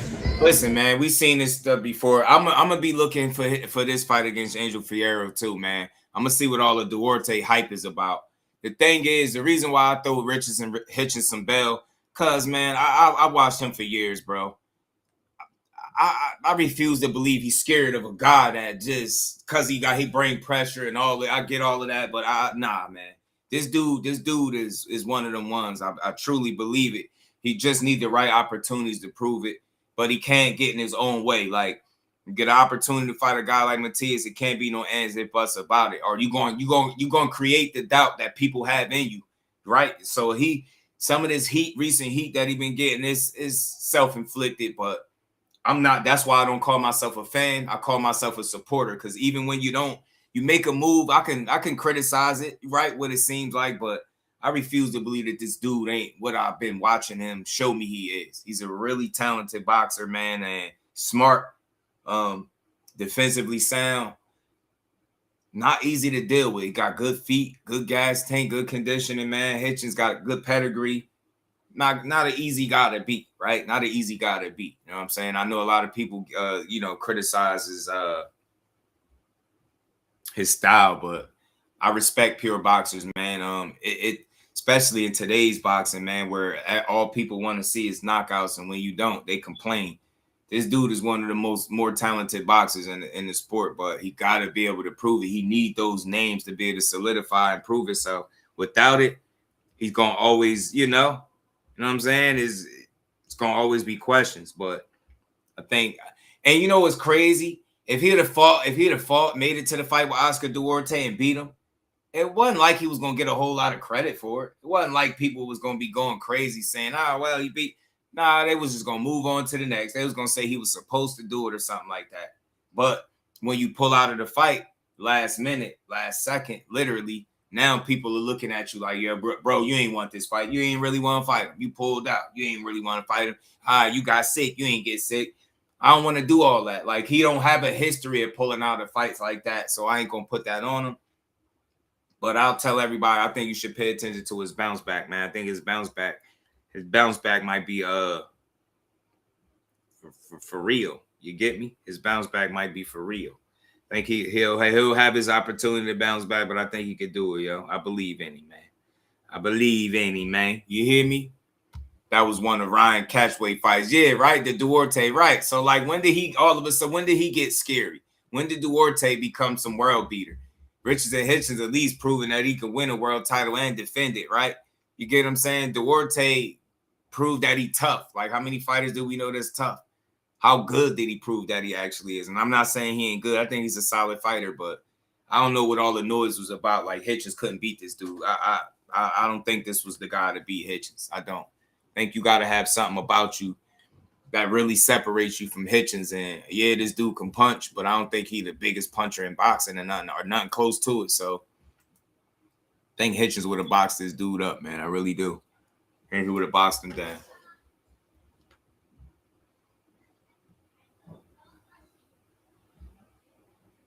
He stuck his fingers up at Hitch, man. He said, "The hell with you, man. You ain't want to fight me. You scared. You pulled out." We'll see, man. But shout out to Hitchens, man. I still rock with Hitchens, man. You know?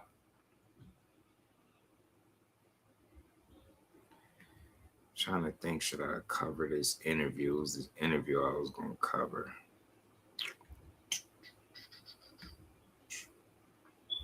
You know what? We might as well. We could get to it this Friday.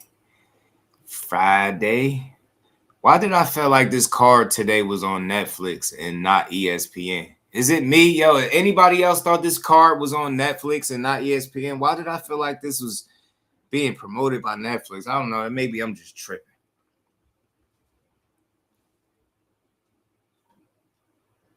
But I think the prelims, hold on. The prelims start at 6:30, and I think the regular cards start at 8:10. What time? Hold on, I gotta look at that again.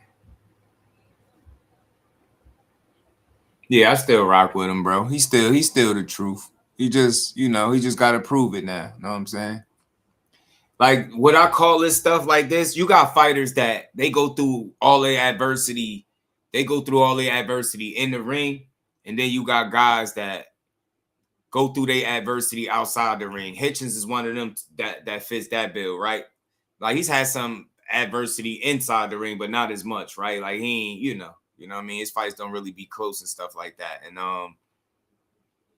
but you've seen things like the Mayweather Promotions situation where they're not pushing and promoting them the right way, right? So it's been things that not necessarily been inside the ring that affected him the most. Right now, you got him getting sick last minute. Like, there's no way. And then people got to think, bro, this is why, in my opinion, unless I got Hitchens wrong, and I'm willing to say I bet I don't got him wrong. You get what I'm saying? This dude, unless I got him wrong, I don't think I do. I think this dude just need the right he need the right dance partner, the right situation to put him in position. You get me? He was gonna get paid for this fight. Like, you gotta think, when they don't fight, it's like now you gotta miss a paycheck, and you did a whole training camp where you spend money on the training camp. And with him saying he got a nutritionist, he probably spent money there too. So you don't spend money to not make money. Like, that's hustling backwards. You get what I'm saying? Yeah, the ESPN subscription is $10. Yeah. That's like, I don't know why I was thinking about Netflix, but I think it's gonna be on ESPN, man. It's gonna be on ESPN. That is crazy, but hopefully it's worth. Hopefully these fights are worth it, man.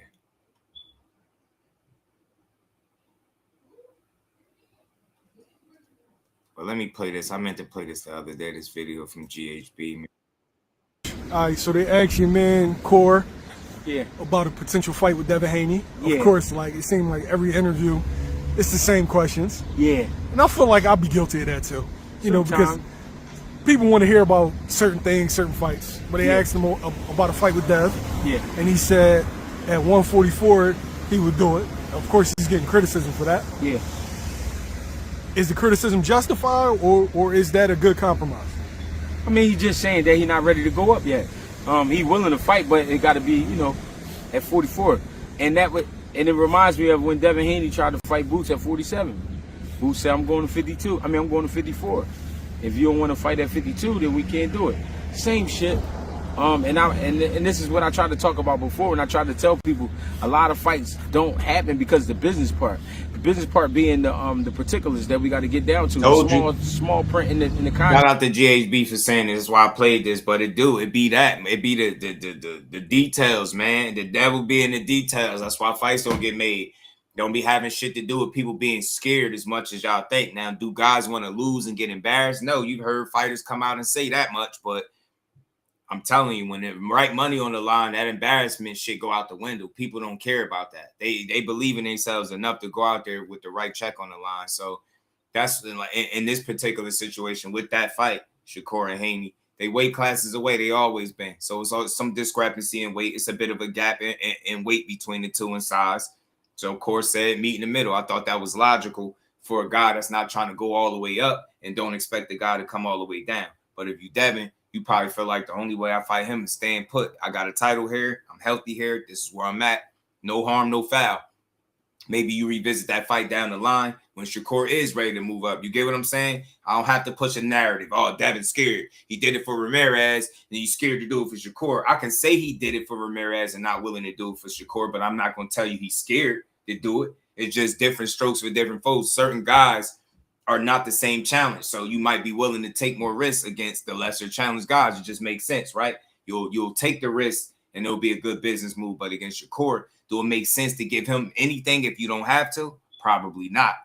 Knowing how talented he is, and y'all sparred each other for years, you know what I'm saying? And by your dad's admission, he got the best of you. So is that a guy that you really gonna give any advantages to whatsoever? Are you gonna try to meet him halfway? You not. You gonna be like, bro, that dude good enough. He can come up here if he want to fight. You get me? So I get it on both sides. I respect it on both sides. I just wish people wouldn't push narratives. And maybe when he's ready to go up, if Devin is still there, that fight would be made. But if not, I ain't tripping.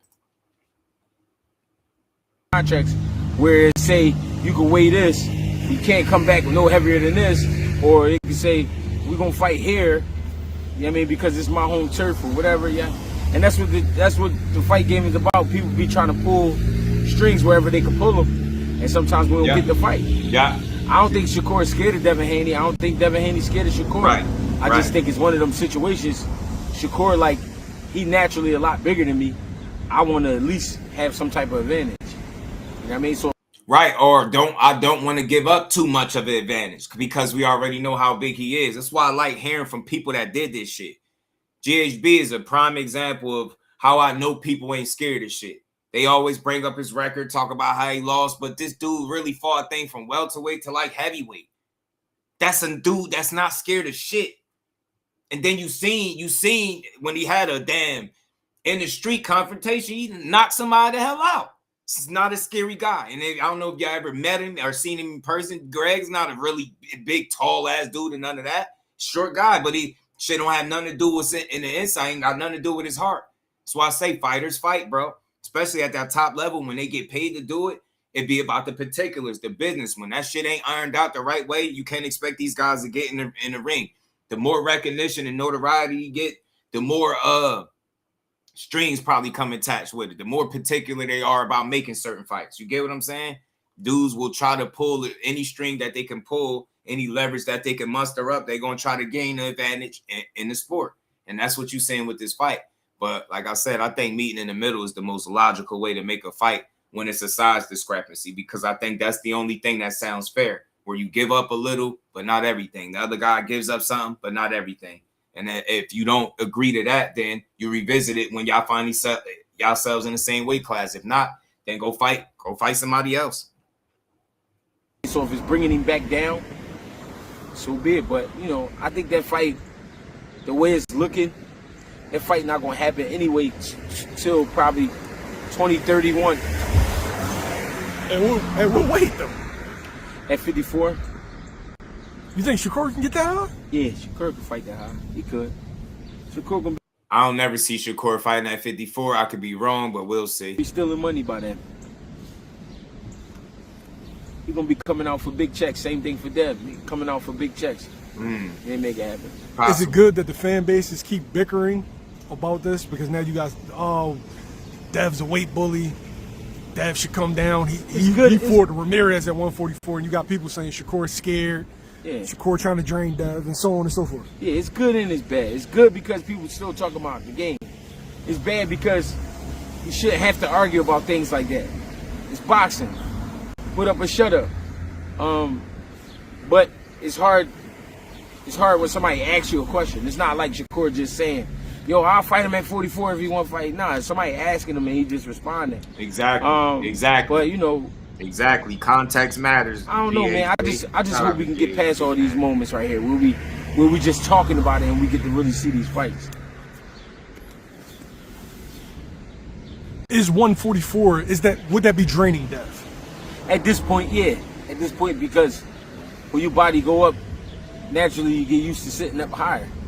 So then you making 47 the mark. So you know what you got to do. Now you got to push a little more. Now you got to take off a little more after you done already went up. You know what I mean? So it plays tricks on your body. It plays tricks on your mind. So yeah, it will be bringing him back down. Not killing him, but you know what I mean? Bringing him back. Do you think fans understand weight in the process of cutting weight? No. No. Of course not.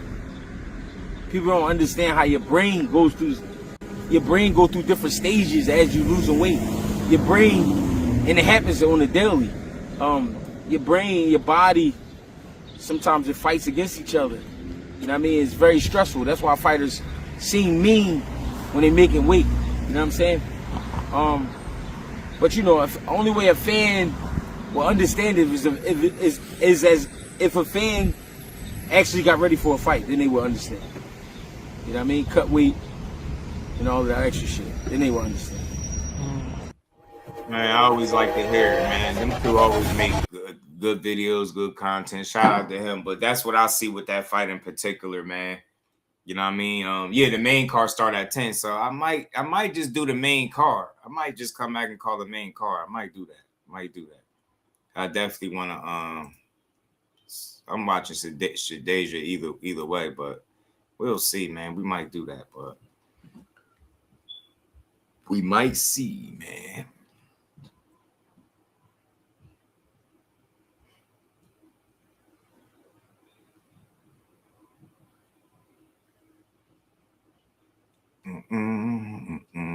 ESPN Plus. Yeah, the ESPN Plus. If you got ESPN Plus, you pretty much good. I don't even think you need both. Main card, yeah, at 10 o'clock, right? That gives me time. That's kind of late to be starting that main card, yeah. But it's ESPN, yeah. That's what they do. Have you up till 1 in the damn morning watching boxing. But we'll be here for it. We'll be here for it, man.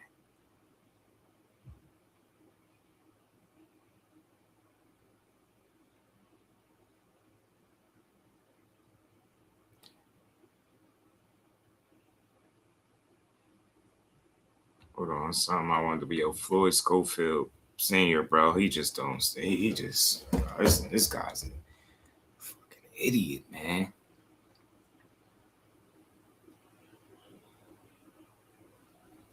All he do is talk crazy.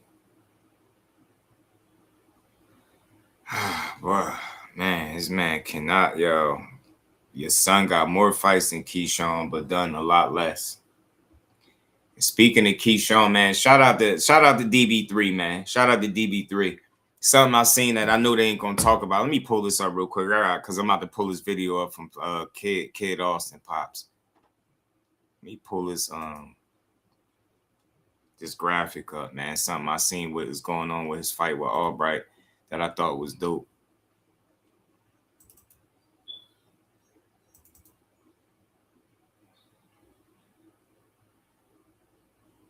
Auntie Sco just be at this point, Tay, he just be talking. But I wonder what I seen this graphic, and I know people ain't gonna talk about it because it's not negative, right?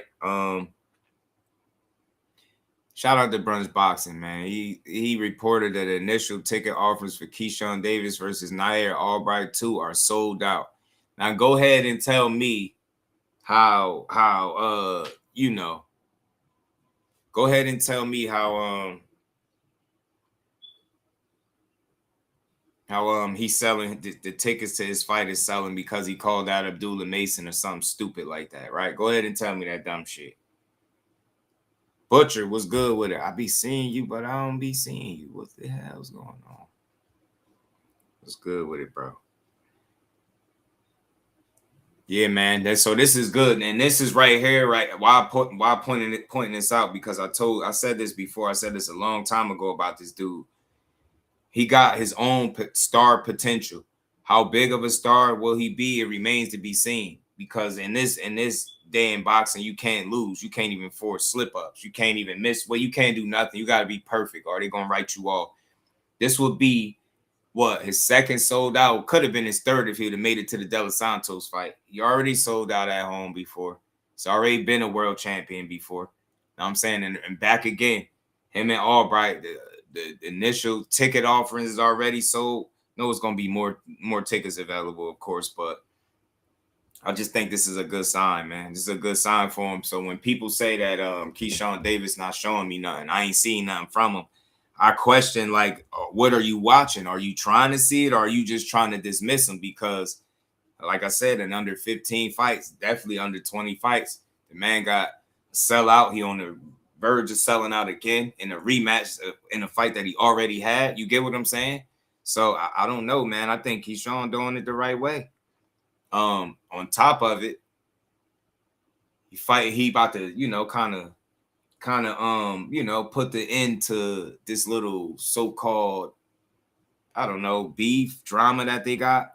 You know what I'm saying? Between the Albright camp. So kind of could tie off that loose end. It was the only majority decision on your record. You know what I'm saying? So the only guy to push you the way he did. So look, he gave Albright a lot of credit for being able to fight. You get what I'm saying? He gave him a lot of credit for being able to fight. But I don't think this dude could beat him at all.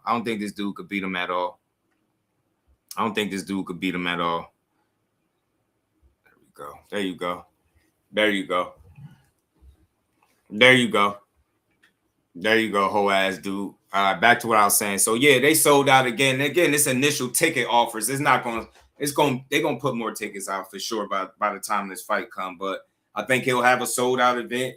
I think that the backstory the fact that he had a majority decision the first time, the fight don't count no more. Then they moved on. You beat the older brother.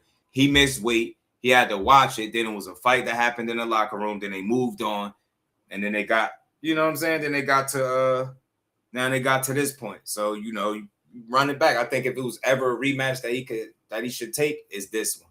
You get what I'm saying? Beat his ass. You know what I'm saying? Beat his ass. Zoom was good with it. Key not gonna be smoking this time. So Albright, in my opinion, gonna lose even worse. Yeah, I think Key gonna be focused. Man, he got a new team, a new focus. He said he want to stop him this time around. I believe him. I think he gonna want to stop him. I think it'll be a feather in his cap if he could get his stoppage. If he could get his stoppage, you get what I'm saying? I think he can get it. I think he get his stoppage, man. They're gonna have to put some more respect on Keyshawn. I didn't mean to say Kiki, but they're gonna have to put more respect on Key and his name. You get me? You get me? They're gonna have to put more respect on his name. They're gonna have to. I mean, I just don't think he's a better fighter than Keyshawn Davis. I don't think for that reason, I don't think he'll ever beat him. I think he got an opportunity to put up another good fight. I just think Keyshawn is on one right now. I think it's his time to show out. And I just don't think this is the guy to beat him. I think you gotta have something about you that truly, truly separates you from Keyshawn to beat him. You can't just be good. If you good, I don't think that's gonna be enough. You know what I mean? Playing spoiler, he is a real spoiler from Philly, but it's easier to play spoiler when it's somebody that's not as good as what people think they are. And Frank Martin is one of them guys. I don't think he a bad fighter, but I think they kind of overrated him because of how they like him and they like Errol Spence. So it kind of overrated him a bit. You know what I'm saying? Not by much, but just a bit. Just a bit. I'm gonna stop 8 rounds. Shout out to Everything Boxing. What's good with it, bro? I'm keeping it 1,000. I can't take you serious when you in the same profession saying, yo, I'm telling you. Hold on. Where did the comment just go? Just popping for away. He said, when you saying Keyshawn, saying you in the same profession, saying Keyshawn ain't like that, but you 4-26 and he's a silver medalist, undefeated and a champion already in 12 fights. Yeah, man. You know what? I chalk that up, that kind of talk, because it kind of hit close to home with Keyshawn, because you know that Philly pride be talking, but to say he's not it is like you lying, bro. You know damn well this dude's good. I am not playing with him. He's getting knocked out for DB3, man. For the city, for the town, Norfolk Scope, May 16th. You better be there, because bro about to get knocked out for sure. BTA, May 16th, man. Yeah. Hear what he say? He say, look, he getting rid of him this time. He getting him up out of there, packing him up, stopping him. He gonna get his ass up out of there. I think he can do it, but I think Albright is the goods, man, in terms of like a good fighter. He might not be this elite level guy or the championship level guy, but he there. And if you don't prepare, he will beat you. If you're not on point, he will beat you. Just ask Frank Martin. Shit. And Frank Martin came into that fight with a lot of confidence, and that shit got real sticky for him down the stretch. So shout out to everybody that's still in the building, man. I'm rocking with this restream, man. I don't know, ETV. I might stick with it. I just hate how they drop your connection, man. And the layout is different, but I guess I'll just get used to it. But this is okay. It's okay. It's okay. This is decent. But yeah, man, I think that's what it be, bro. It be that pride, man. These dudes from the town, man. He see what he did, man. So it's like you gotta take it with a grain of salt when people criticize Keyshawn. They be mad at something they seen him do to a fighter that they like or something like that. That's what it is. You know what I'm saying? But he knocked out back to back to back. That's 3 opponents that ain't never been stopped, dropped, and all that. He was stopping and dropping all these dudes and knocking them out. So it's tough. It's tough to try to say that this dude ain't it. Like again, he on the verge of selling out again, bro. Again. You get what I'm saying? Yeah. I'm gonna rock with it for a second. I ain't gonna quit on it just yet, but this is what they don't like. They don't like this shit right here. They don't like it. They like, man, ain't no way this is supposed to be like this, man. They see that damn sellout. About to make it. Yeah, he can make it 4 in a row. And the tickets is damn near sold out. Get me. Look. Well, the initial ticket offers, let me be clear, because you gotta be very specific, because you know people are trying to debunk what you're saying, and you know, oh, it wasn't like that. It wasn't. Remember they was lying saying Shakur and T.O. wasn't sold out. Remember that? Remember they was doing that? Lying about that fight, saying it wasn't sold, and it did. And you see what it did. It's crazy. So I think he's a guy that has star-making potential. I think the biggest battle Keyshawn has faced as far as a professional is him versus him. Hey, Beasley, what it do? You think Frank's still the goods? Yeah, nah, Frank's still a good fighter. But you know what's starting to show up in Frank fights now that you start stepping up level of competition. You moved up to a new weight class. You know what you've seen in that Albright fight? You've seen, it's crazy. This is how I see it. When guys tell you they picked up the sport of boxing late, it comes up, it shows itself in the weirdest ways and against certain opposition. And I think that's where you start to see that his pedigree is not as high as some of these other guys. You start to see the deficiencies. He's going more rounds with different guys. Now you're seeing that the gas tank could be a bit of an issue. You see, as athletic as he is, he still get hit, flush, clean. You see that he can be hurt. Like, you see a lot. You know what I'm saying? So Frank is still the goods, but they didn't do him a favor in the long run, like career-wise, giving him the Tank fight. Because if the only thing you did was, like, think about it. They didn't even capitalize off the Tank fight. So in my opinion, that was a stupid move. You fought him, got knocked out, and it was early. The fight was early. You did really, really good early. If you had a better gas tank, there's no telling how the fight could have went, right? But it was too early. You wasn't experienced enough. You went and got knocked out, and you didn't take advantage of what comes with fighting Tank, right? Because you got slept. You didn't give him the kind of fight where people like, damn, I can't wait to see him again. He got knocked out and then went inactive. Then you come back, you move up against Francis Bartholomew, you get a crazy knockout. Then you go get thrown in there with, with bro, and it should just look bad. Just look bad. Pugilism was good. Boxing back at the scope. Who that talking about? No folk. Oh yeah, for sure. DB3, man, they doing things, man. They doing things, and they selling out.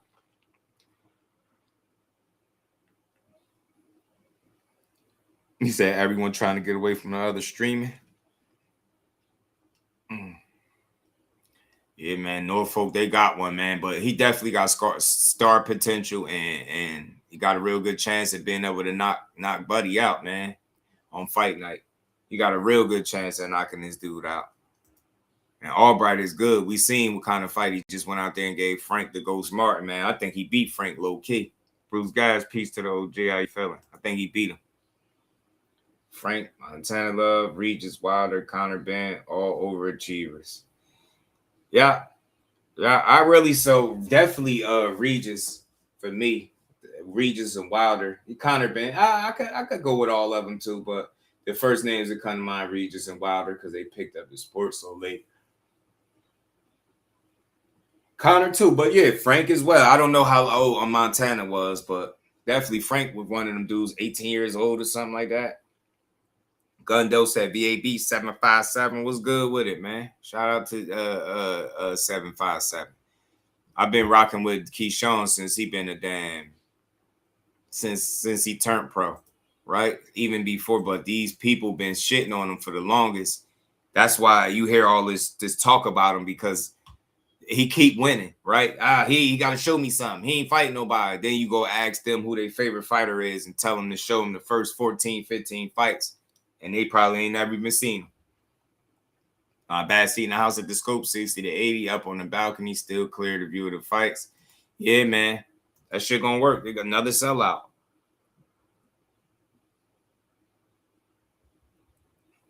They about to have another sellout, man. DB3 doing their thing, man. They doing their thing, and he leading the charge, man. So I think he bounced back real good from that mistake that he made as far as missing the weight and stuff like that. He blew that weight, but I think he doing his best to make up for it. He made some changes that I think he needed to make. And I think as a result, he gonna be a better version of himself.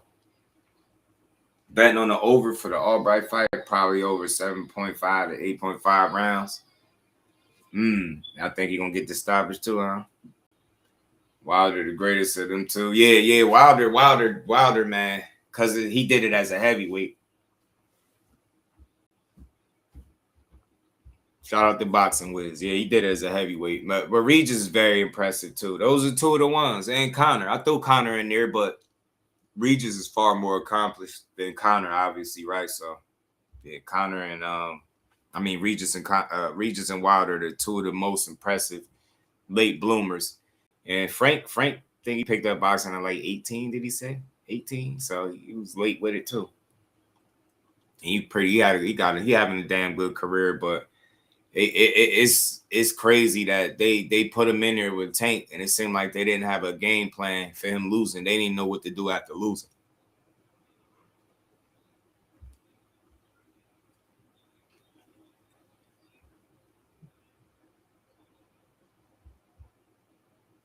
Oh yeah, but let me get Pop. I almost forgot. Let's keep going. Hit the like button, everybody. Let me get Papa Schofield up here, man. Every fighter that he got smoked for is doing better than Kid Austin right now. Crazy to me how every interview, they not even in the same weight class no more. And he's still talking about Keyshawn every day, bro. This dude, every time he turn around, he got something else to say about Keyshawn. Unfinished business. Kid is faster than most of them. Kid, sometimes he be in there playing, y'all. He be bored because he said it would get too easy and then it'd be like a Shakur fight. Kid is very fast. Bro, what? What? Bro didn't just sit there and say that with no straight face, did he? I know he didn't just say that shit with no straight face, bro. Bro said, Kid said it'd be too easy, then it'd be like a Shakur fight. Ain't nothing he do is gonna ever be like a Shakur fight. Listen, you give this man 5 seconds, he come right on saying bullshit. I mean, in seconds, he come right on.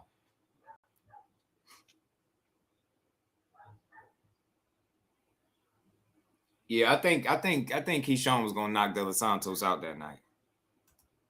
It is what it is. My bad. I didn't even mean to do that. I didn't even know who was playing. He came right on saying bullshit. Yeah, I think he was gonna stop him. I think that his team did him they did him a favor by pulling him out that fight. I think he dropped a lot of weight fast and he looked really slim in the face and body. He looked small. Keyshawn looked filled out, solid. He was gonna hurt De Los Santos that night. I ain't gonna lie to you. I think he was gonna hurt him. Yeah, he lined Frank Martin up, and then that shit lined him up to be inactive and on the sideline, which is crazy. It's the crazy part. Shout out to the homie BJ. What's good, homie? Let me get my guy back right now. Nah, man. Abdullah Mason, when he learned how to slow the pace of a fight down, that's when I might be concerned about him beating Shakur. But right now, he too wet behind the ears, and I know people don't like to hear it, but he too wet behind the ears to beat either one of them. He gonna need more. He gonna need more seasoning. You know what I'm saying? He gonna need a little more seasoning on that steak before he ready for those dudes. He got all the talent offensively in the world, but defensively he could be a bit of a liability, and his mental is not as developed as those other guys. So I don't think they got to get him while he's young. I don't think none of them gonna fight each other at all while they all signed to Jay Prince. So we could just stop talking about it. Abdullah Mason is the goods.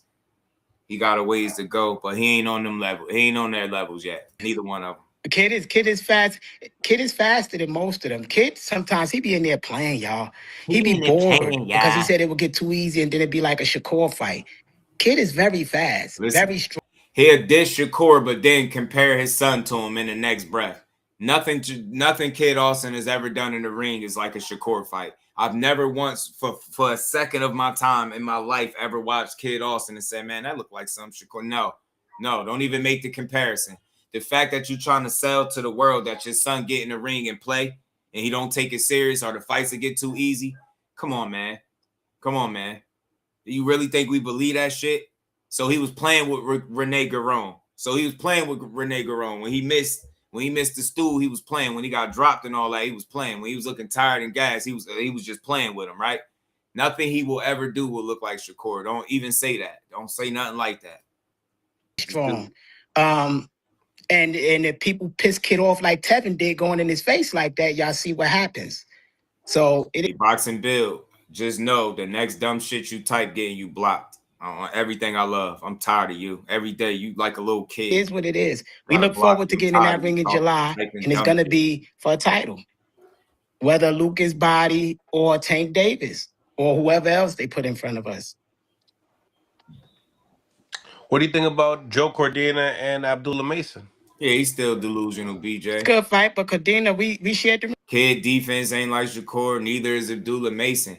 The only thing, let me just say this. I love Mason. I don't got nothing bad to say. It's only constructive criticism. But y'all are casual type fans. Y'all see offense and y'all think, yeah, that's it. Nah, he don't got the it factor neither. Nah, he don't got it. He don't got it. He don't got the it factor. And I don't care if it's 5 years down the line, he still ain't beating him.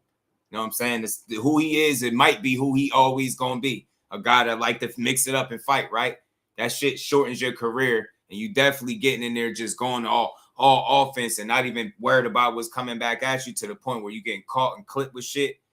Nobody that's approaching the game off of just the physical side is beating Shakur right now to me. You're not, and it's not gonna be no Abdullah Mason either. The ring with Cordina. We shared the ring with all of them. Cordina ain't a threat. I mean, but for them, they about on the same level. Kid dusted both of them, so it don't matter. Look at but that's a good fight for them. But I think Mason gonna win. Mason is. All you do is I'm telling y'all, Mason is good. Mason just didn't develop yet. He's good, but he'll never be able to beat Kid. But he will be the second runner up. I expect him to say this. That's your son. I ain't expecting you to say nobody could beat your son, but we seen the sparring and it didn't go how he said it went. He told Kid to practice defense. That was a lie. He was getting hands put on his ass. He got dropped. Then he got dropped by the 3-0 fighter out of Ohio. Dude be getting hands put on him in sparring. You seen a number of different sparring clips come out. Each one of them, he getting hands put on him. Abdullah Mason to beat Kid Austin right now, today. I could guarantee you that. He'll never be able to beat Kid. None of them will ever be able to beat Kid. It's too much power on both sides with too many angles, both stances, great balance. Too athletic with too much power. So all of them with a wise. You would think he got all knockouts and he beating and breaking everybody that he's fighting. He got a casual way of thinking and a casual approach to the game. All he talk about is power and switching stances. Your son don't even be knowing why he's switching stances when he do it for real, for real. If you being honest, he do that shit just because he can do it, not because he has to do it or he should be doing it. That's why it's not as impressive. It's cool that he can switch, but the fact that he just does it with no rhyme or reason, just to do it and then put himself out of position, says how young he is. You saying Abdullah Mason ain't developed. I believe he more developed than Kid Austin right now, and I believe he'll beat him right now. Kid is a good fighter. He's talented, very athletic. Yeah, he's strong and powerful. I believe that. He can hurt dudes, but the problem is when you fight those upper echelon guys and you can't just hurt them with a couple good punches. Now you start and you get pushed some rounds. Now you've been getting hit and countered. Now you tired, you gasping for air, you breathing different. Now your punching power ain't having the same effect that you thought it would. I've seen this before. We've seen it in multiple fights with Kid Austin. So he's strong as hell. Yeah, he can punch, he can knock guys out, but his dad be overselling him. That's all. His dad be overselling. That stance is sitting ducks because when the feet is wide, you can't move that much. You in a 4 zone. You can't generate your power. It's just a science. Him, Shakur, Tevin, all of them that had a wide stance, Philly shell style, would never beat a switch fighter. What do you think about Keyshawn Davis and Albright? Nair Albright's rematch. I guess that's the best Keyshawn could do. Then he yelling out, "Nobody called me out, nigga. We been calling you out. Stop playing." But you know that I'm not in position to fight Keyshawn, and you know it. Oscar De La Hoya is not trying to put you in the ring with no Keyshawn Davis. He just told you not to fight Shakur. You think the next logical thing to do is go fight the other Bash brother? Oscar, as long as y'all with Oscar De La Hoya, you don't got to worry about neither one of those fights happening. So he could kill all of the little fake, we've been calling you out. Yeah, you calling them out, but it's not realistic because the guy that you just said you signed on, a good deal, you signed on for, what did he say, 5 years or something? 5 years, $5 million, some shit like that. Bro, If you signed on for 5 years for $5 million, you're not fighting none of the people you calling out. And I think it's time for you to stop calling Tank name too, because the whole world know that they ain't about to mandate you and Tank to fight. And even if they did mandate it, Tank ain't getting in the ring with him. No, that's their thing. They want to be safe over there. We call that the boxing protection program. But it's a good fight. They're on the same level. These dudes is on the same level, about B level at the most. What would you give Albright? Because I don't want to insult him but I rank mine as a coach. A level fighter is like a Mayweather, somebody like that. Henry Armstrong. This. Then you get to you talking about retired fighters. Let me just chill. You talking about retired fighters, fam? Like, where is Kid Austin? I remember somebody asked him about that, and he got offended and started being disrespectful because somebody said, like, well, what level is Kid Austin? And he said, you can't ask me that. Something stupid like that after telling us what everybody else level is. Kid Austin is not no A-level fighter. If you said that, you'll be a damn lie. He'd be level at most, and that might be being generous depending on who you're talking to. So again, you're supposed to sell your son and talk him up. I get it. I don't think he's a bad fighter at all. I just think you hold him back, just like the real Rick Ross said. Your son ain't gonna get in there and knock everybody out. And when he don't, we see where he's deficient at and the areas where he'll struggle against elite competition. We've all seen it. Rene Garone had you your dreads about to fall out. You was stressing the way Kid Austin was fighting Rene Garone. Now imagine fighting Shakur, a guy that don't give you the looks you want and is gonna consistently box you round after round while you trying to land them big ass bolo punches that you be loading up on and switching for no reason, still getting beat up. To your B's and C's. So where do we put Albright at? He backtracked. And that would determine what level fighter he's fighting. So I would like to see Keyshawn fight an A-level fighter. But that would never happen because he's not going to fight a Shakur if you put Shakur as A-level. He's not going to fight a Tank. He's not going to fight these people. So I don't know. Damn, Tank and Shakur A-level now when they get A-level, y'all. Damn, I ain't never knew he thought they was A-level, bro. I ain't never knew he thought that. I don't see people in the comments saying Albright got a better resume than Kid. I never seen Albright knock out a two-time champion in less than a minute. Yeah, but you knocked out a two-time world champion, not while he was a champion, though. You knocked out a former two-time world champion. That's at the end of his career. Tab doing TikToks and live streams like we doing, like me. No disrespect, but he at the end. That's all he talk about. He ain't get to knock out this one and that's one. When you knock out somebody credible that we think you couldn't knock out, then I'll be impressed. But still to this day, bro, everybody that he knocked out, he was supposed to knock out. Raquel Miller got dropped in the second round. Damn, it's on already, the prelims, ain't it? So that's not a fact. I'm going to wrap up after this. It's not a fact. And resume, they can say anything about the resume. It's a fact we got all them champions ready for their fights. The Shakur, the Devins, all of them as their sparring partner while they was champions. So resume, y'all don't know his resume. His resume, he been in the ring with all of y'all champions.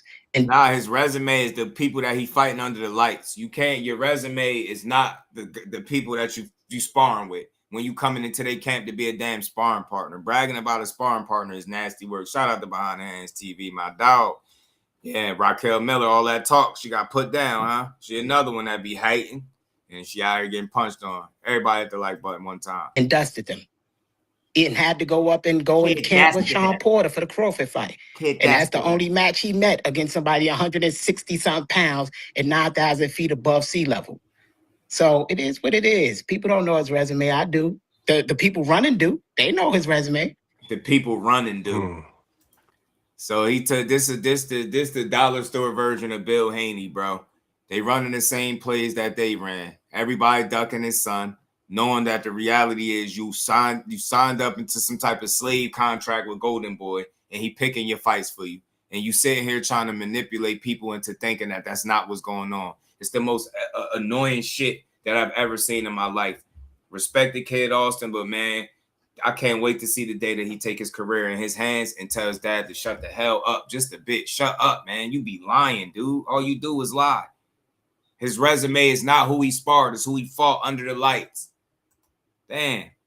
And that's not cocky. That's fact. So I don't want the fans that sitting there. They just don't know our journey. They don't know how we got here. They don't know why Oscar chased us for 2. Clout chasing and lying. Clout chasing and lying. Now Oscar chased y'all for 2 years because he knows he signed you into a long ass contract. Meanwhile, you call everybody out and they put you in the ring with none of those people. Come on, man. Years to sign us. Cut this shit. So for them, they like, oh, this kid. No, we've been really rocking like that. Just we've been the ones underground helping y'all favorite champions look better and win fights. But now it's time for my son to be the champion. I mean, how long is he going to help the champions flourish and get their fame while he's the what? When Jordan had Pippen, he's the Pippen of this shit, while Jordan getting the shine, but he the one doing all the assists, getting Jordan ready and in the camps, getting him right, being the one to help push him. So these dudes they ain't ready. They ain't ready. They trying to get Floyd to wait another year. Oh, you take over, you'll be the face of boxing. This the plans in the back room, but we don't want to wait another year. We don't want to wait till 25, then we'll have all the belts and we'll have boxing, we'll be the face of boxing. These are the promises. But we don't need that. We want it right now before these brothers retire. Who want an easy thing? How you build legacy with no real fights? And people, Schofield resume. We calling them out. They won't get in the ring. How you want us to build a resume? We beg Shakur for the fight. We beg after the fight. This is where he start to really, really annoy me.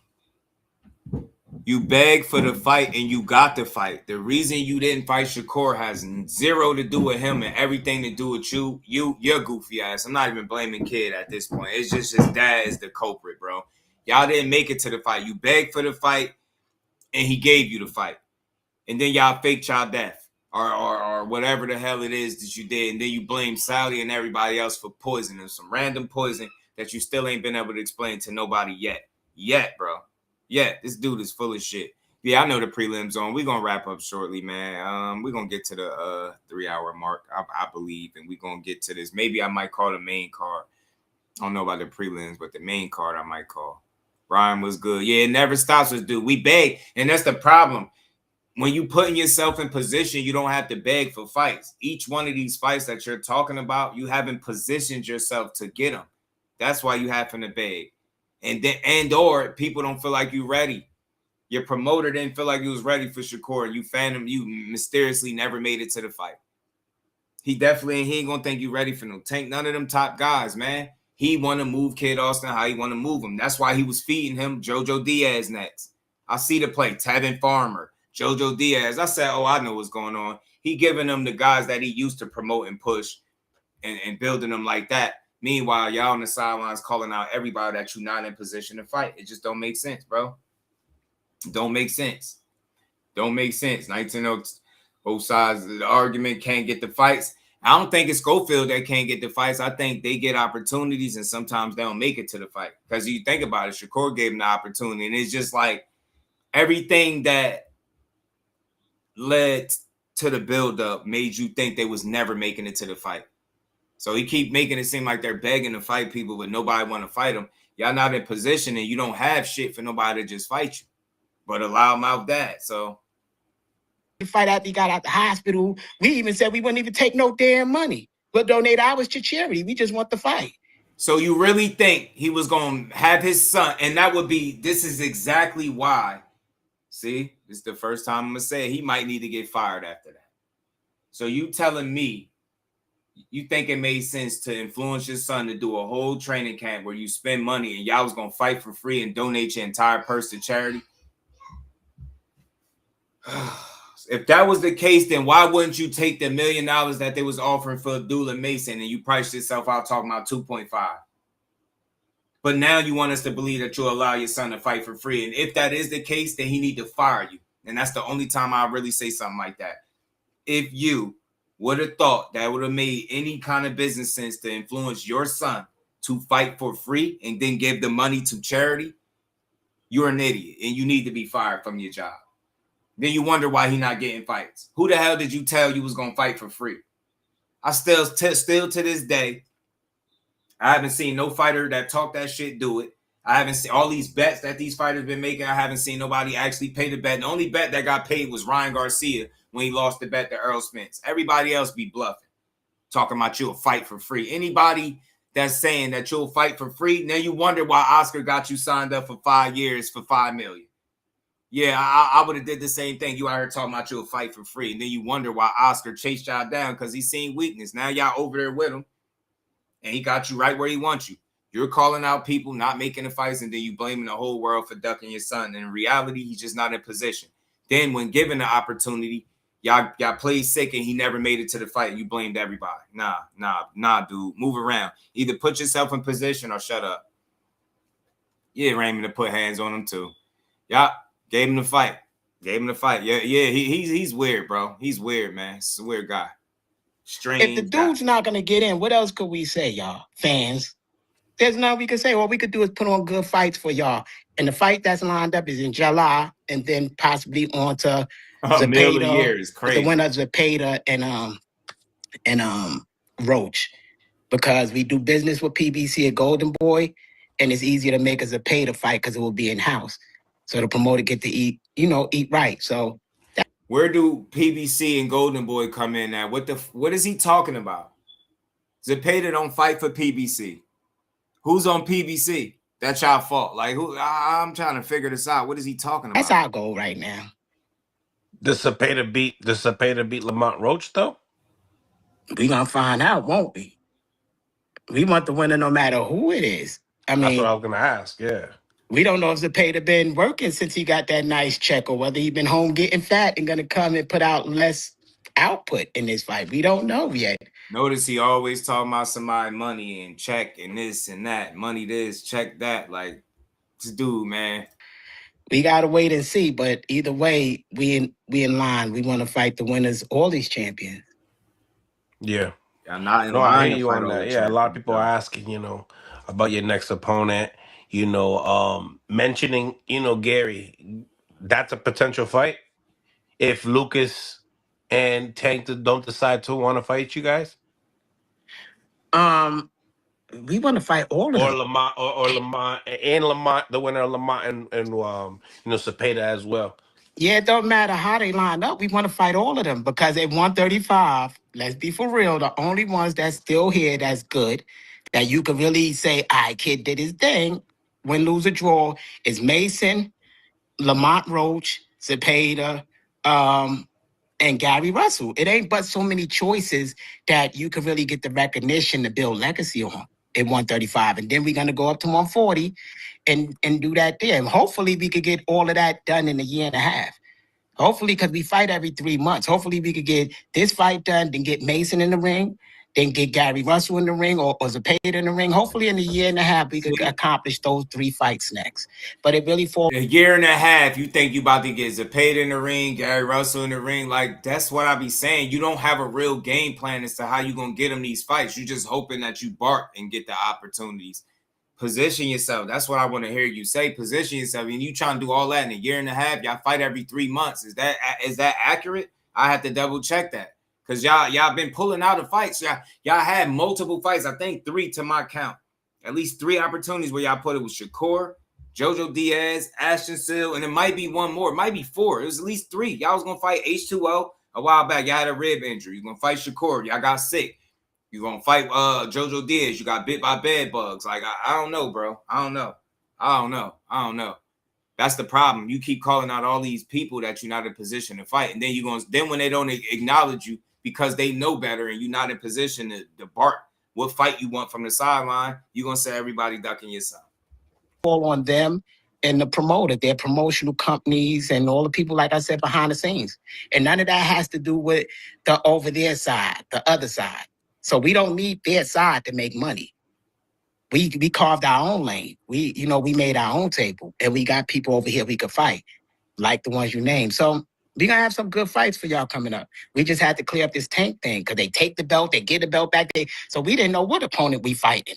First we fighting this one, then they take it back. Now we got to fight this one. So people like, kid haven't been in the ring a year because Tank haven't been in the ring, going back and forth. We don't know if he's going up to fight at 140, coming down to fight at 135, going to jail, staying out.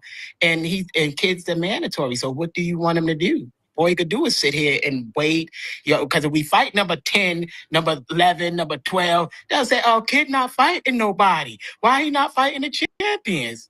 So, either way, you lose. You can't satisfy all the fans. Either way. but we're gonna fight Tank. That's what we pushing for, to fight Tank next. We got the ball rolling, and we're gonna push forward. He got That's the part that be confusing me, because you'll say you in line to fight Tank, you're gonna see if they're gonna mandate, you're gonna push for Tank, but then you would say something about Lucas Body and Lamont Rhodes and Zepeda. You name everybody that you're not about to fight. Yeah, Kid Murphy, he won't even dare. He'll start mentioning Mordecai after somebody say it. Then he'll start throwing that name out there. This dude is strange, man. To vacate the belt to fight us. Interesting. Now, Tommy, what do you think about June 27th? You got Xander Zayas, the unified champion at middleweight, facing Jaron Ennis, the former unified champion at welterweight.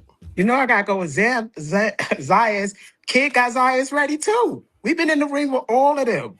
Everybody. I got footage of him. Now Kid got Xander Zayas ready. Troy was good. This shit crazy, man. Zayas traded and everything else. So every champion Kid got ready. Damn there around him. So we going with Zayas. Plus Zayas, they knew each other since kids. They've been friends since kids.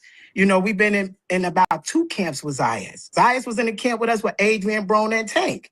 So it's a small world in the boxing world. They all know each other. Everybody know each other, but Kid and Zayas is friends, so we're going to back him. And he's very skilled. People judge like they judge kids their age. And people see all the fanciness of Ennis, but they don't know that Zayas is skilled with the basics. And basics wins fights. There's a lot of greats that became great because of the basics. And he got a great coach. Zayas got a great coach that he's been with since day one. So this guy know his fighter like the back of his hand. So I believe that he could pull it off, but it ain't going to be easy. It ain't going to be easy because Ennis can move. And Zayas don't move a lot, but he's saying Ennis can move, but Zayas don't move a lot. Sound like he don't do his homework. Zayas is more of the mover than Boots is. Silly, man. That's why they thinking Zayas can give him trouble with his legs and the movement. You know what I'm saying? Some people think Boots struggle with movement. So you telling me Boots is the one that move and Zayas is not the one. You see what I'm saying? I swear I just think he be talking. Like, I think he know these people, but he don't really be doing no real homework, man. Zayas say he don't move his head, but to say he don't move is crazy. That dude definitely uses legs in all his fights. Zayas could crack. That's what I think they sleeping on. They don't know Zayas could crack. When he really want to fight, he could fight. He could fight. So they could sleep. If they sleep on him, they'll be in trouble. If they don't sleep on him and they put that work and they take this shit, like if they fight in Virgil or somebody, like, you know, they could pull it off. I believe that it will be a good fight. But if they sleep on him, they go, oh, he young. He gonna shock the world. He gonna shock all of them. He gonna shock the world. Remember, Top Rank picked him up when he was still an amateur. 16. Yeah, so what did they see? What did these great people see in this young guy? Now, just because this guy is out here because he didn't meet no real serious competition, do not forget that lion that they seen and that they signed, because that's the only one they did that shit with. They seen something. So maybe the world gonna see what they seen this fight. But don't sleep on that boy. Yeah, you see a lot of people that, you know, they got their, you know, some people got Zayas, some people got Boots.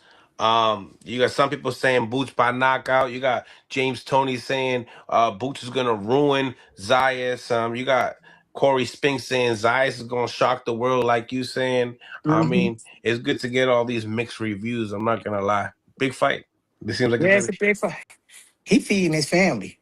That guy making millions. He won. People don't understand. You know, I think the boxing fans don't understand the end goal of boxing. The end goal is being able to support your family. So if you turn around and you get a fighter, you made $4 million. If you invest that right, you'll never have to work again. So he already won. So it's all winners. No matter how that fight go, they both won. I respect and they him both saying gonna that. fight I again agree for with another that. title. And they both gonna have great careers. I agree So with that. it don't matter. They doing what they need to do. Shout out to Mill City, man, because he got a lot of patience with Papa Schofield, man. Papa Schofield be running his jibs, man. He be running his jibs.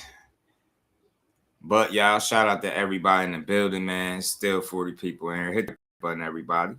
It's been a cool, dope build for a cool, calm Friday. And we got some fights on ESPN. They say Raquel Miller won, but I highly disagree. Man, I'm gonna go back and have to watch it. I'm gonna watch her fight, but I might call the main event card. I think it starts at 10. Somebody mentioned, so that's pretty late. So I might have time to come back and call the fight. I had bad luck, all that line. Yeah, I think he just bad for his son Brand overall. I think he need to take a step back and just allow his son to be him, to do him, be him. And I don't think he need to do all that extra talking because he raising that expectation to a level I don't think that they can keep up with. And it's gonna be tough, bro. You know, I just don't know. Yeah. My guy told me Raquel Miller won. He said he don't feel like she got the nod. We about to check it out though. But y'all go enjoy this good card that's coming up. That's on the way.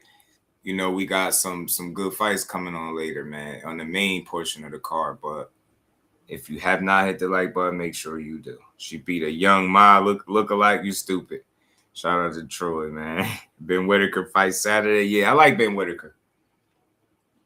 Like Ben Whitaker, man. I do. I like Ben Whitaker.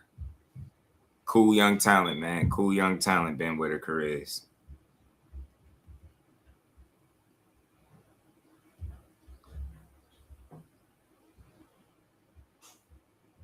Benjamin Whitaker, man. Yeah, so we got some good fights, man. So y'all tap in. We probably be back maybe 10 o'clock, I think, when it start. Call the fights. My girl Shadeja Green gonna do her thing tonight, man. She got Lonnie Daniels. She look in shape, ready to go.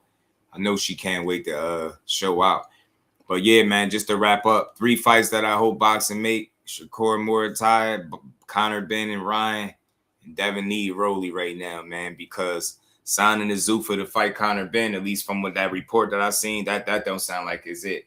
Been about to fight Kambosos. Why? Yeah, I'm telling you, they still giving Kambosos pays. I think they threw him to somebody else, though, Kambosos. I think they threw him to somebody else.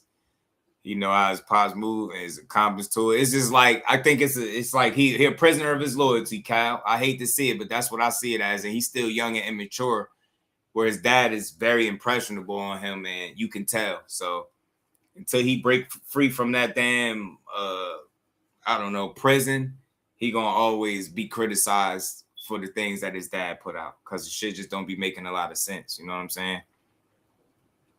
But again, man, peace. Shout out to everybody in the building. Hit the like button, sub to the channel. Y'all know, hype the live, share the lives. Y'all already know. And we gonna enjoy this card later on tonight. Women's boxing is putting on. Let's see if Alicia Bumgarner back up all that talk that she been putting out. See if she stand on business. Because everybody going to be watching. Everybody going to be watching Shadeja to see how she looked against, I think, a former Clarissa Shields opponent. So this is fun, man. It's going to be a good night of boxing tonight, man. And I'll see y'all there.